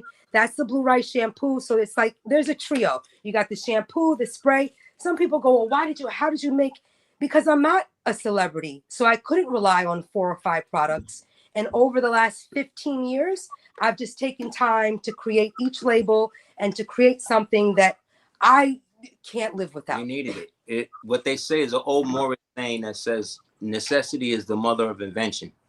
So when you poor and you coming from something with no money, like you know how to really make things stretch and create things for yourself that you might not do if you weren't in a situation where you had to do that.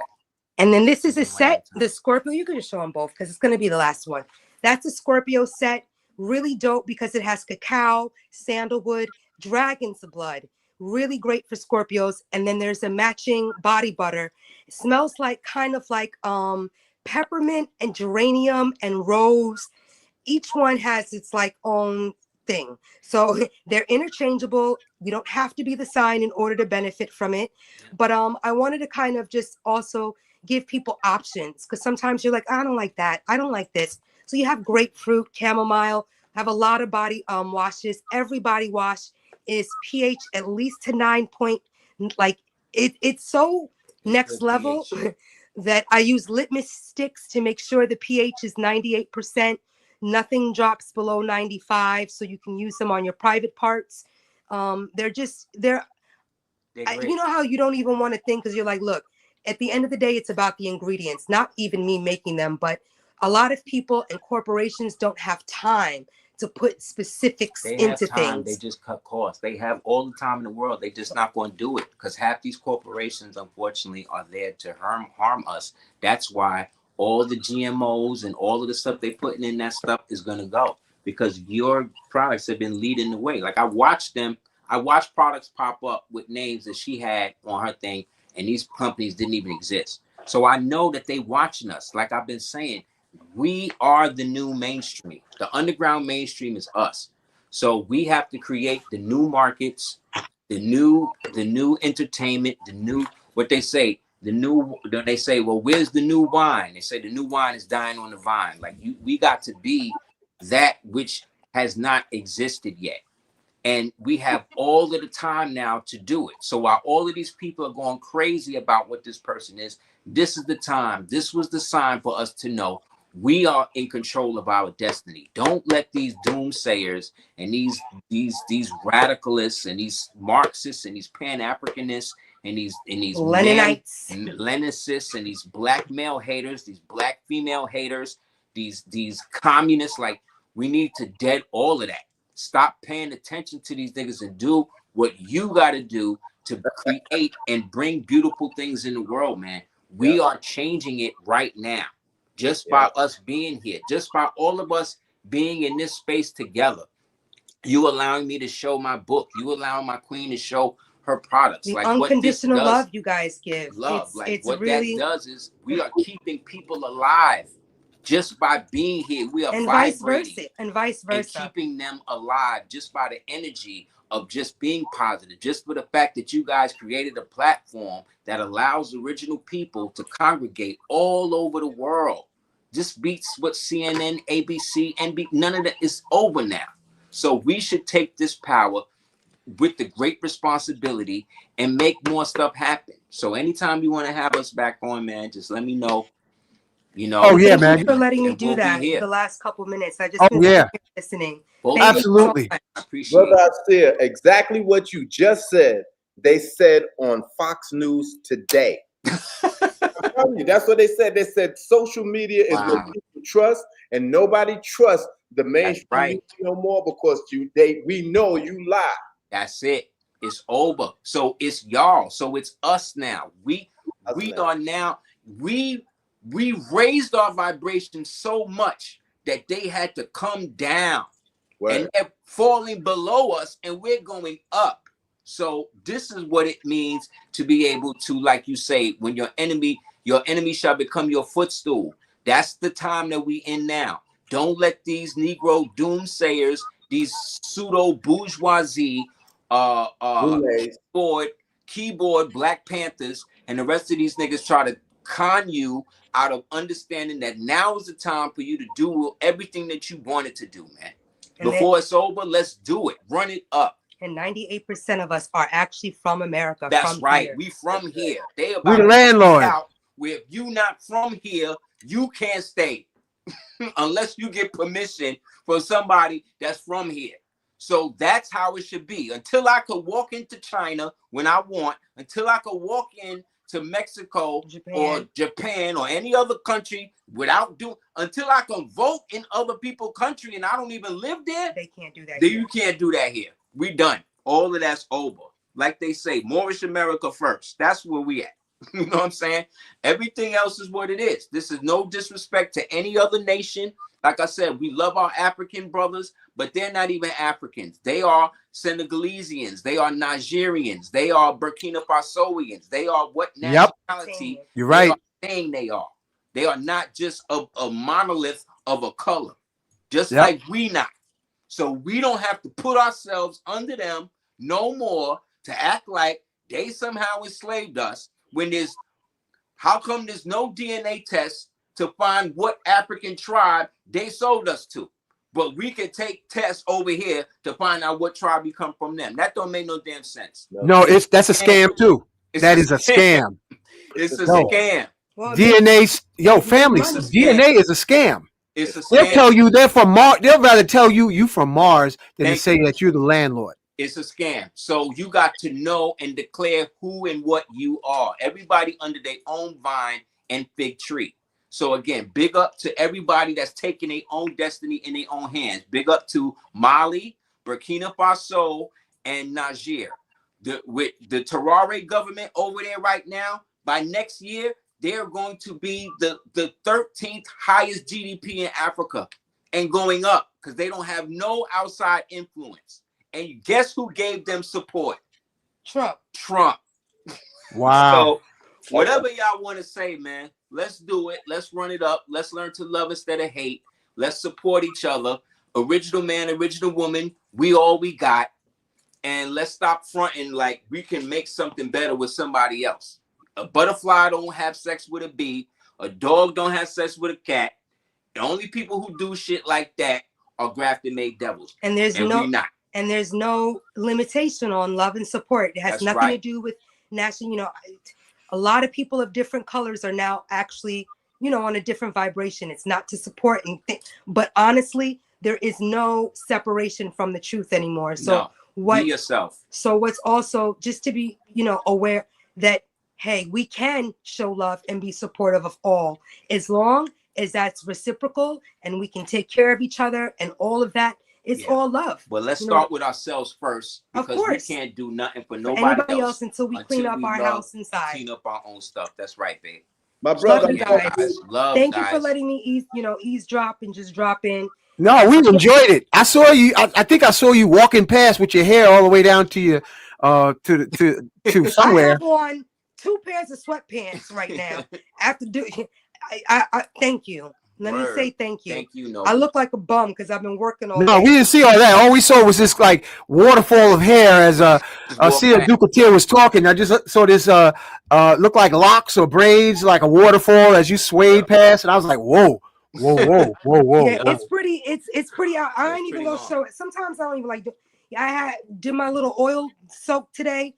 Just came from the sauna and from labeling all these products. So I appreciate it because I literally am wrapped up in cotton and a hazmat suit, and I took my hair down because it's been wrapped up all day after working.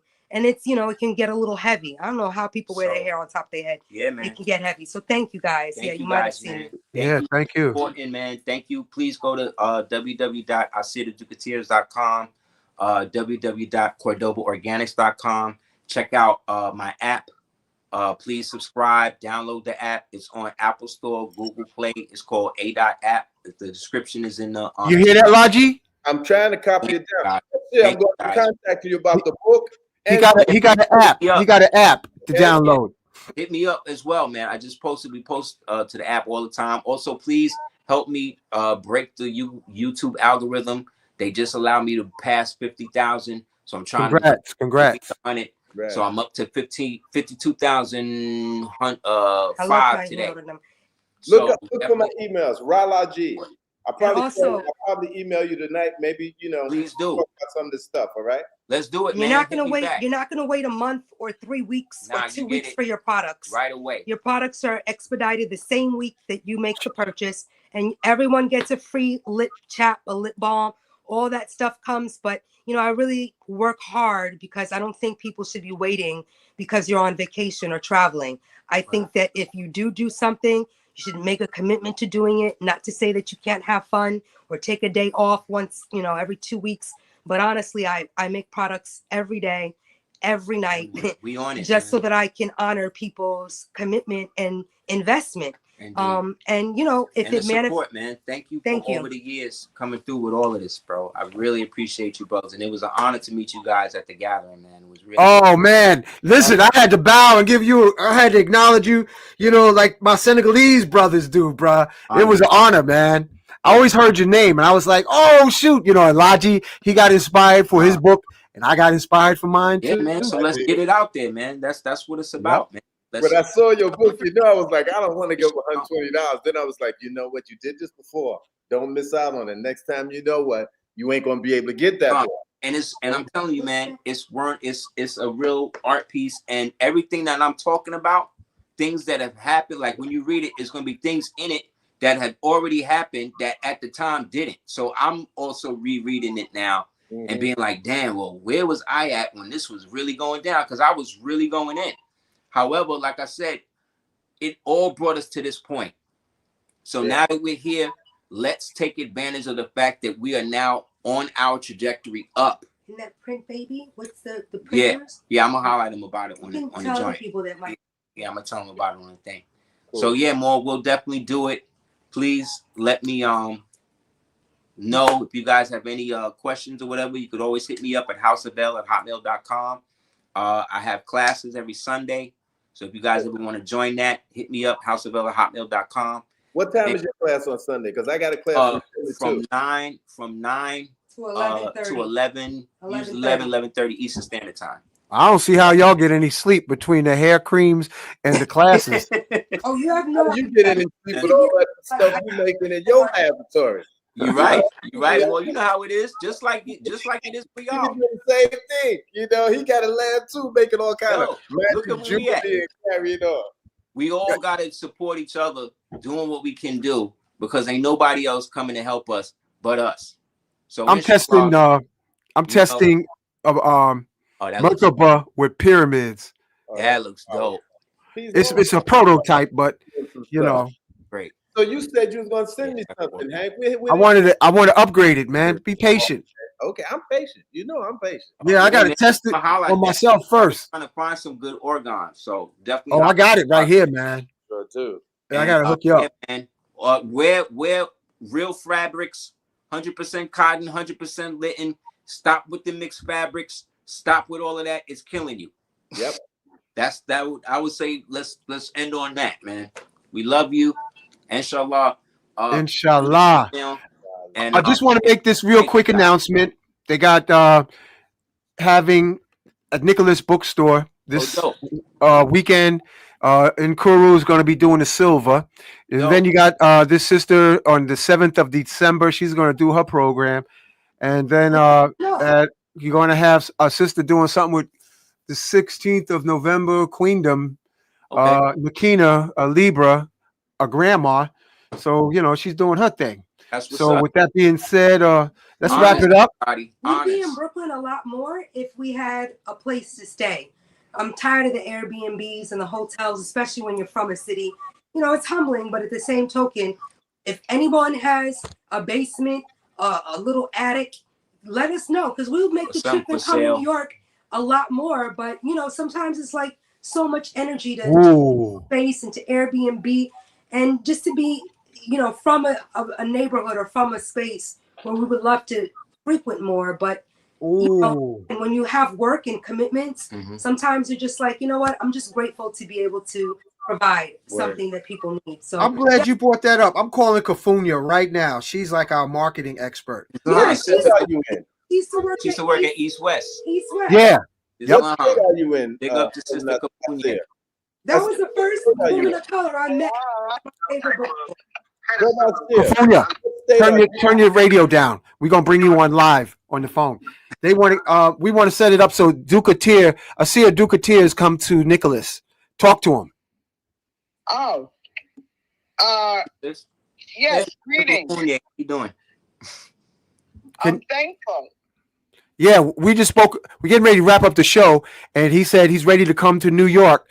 And I said I gotta call Kafunya because you know that's your spin diggity. If you have any opportunities, like in terms Let me give you my phone number so we can reason later. Sounds good. 347. I got it. 972 0901. Got you. Got it. Inshallah. 347. Inshallah. Text me your number, and then I'll take it from there. Yeah, even if he doesn't do a lecture, but to support other people would also be a nice option if we had, you know. We're gonna have you all lecture. What you talking about? That's we'll nice. work something out. You know, we're gonna talk about it. I'm gonna talk about it, and I'm gonna talk with Monique. And sooner than later. Okay. Huh? Sooner than later. Absolutely. The time is now. The unveiling continues.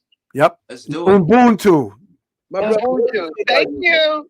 Okay, thank you, Kafunya, for answering the phone. I listened partially. Now I'm listening to Black Dot and Red Pill. All right. on Black Magic. They're cooking, man. I'm telling you. All right. Well, all right. Thank you. All right. Thank you. Brother Aseer, what state are you in? Oh, we in Florida Republic. Florida, okay. Mm-hmm. I'm that's cool. I'm just hooking up a spiritual room right now. So if you coming up this way, I got a spot for you. Inshallah. Okay, so we definitely gonna talk, man. Sounds like a plan. We definitely all right. See the people up there, man. We could definitely make something happen. And I want to say to your navigation officer, thank you so much, Jadine, for all your electronic, your engineering expertise. Thank you, sir. Because Laji is the he's the navigation officer, and you're the keeper, the engineer. Yeah. You know, so that's good. Okay, so we're gonna wrap it up. Night, everybody. Right. Honest, everybody. Love and light, man. Love and light. Justice and equality. Honest to the Moors. Long live the empire. The end is not yet. The best is yet to come. Let's support each other. Let's run it up, man. Love Ashe. honest.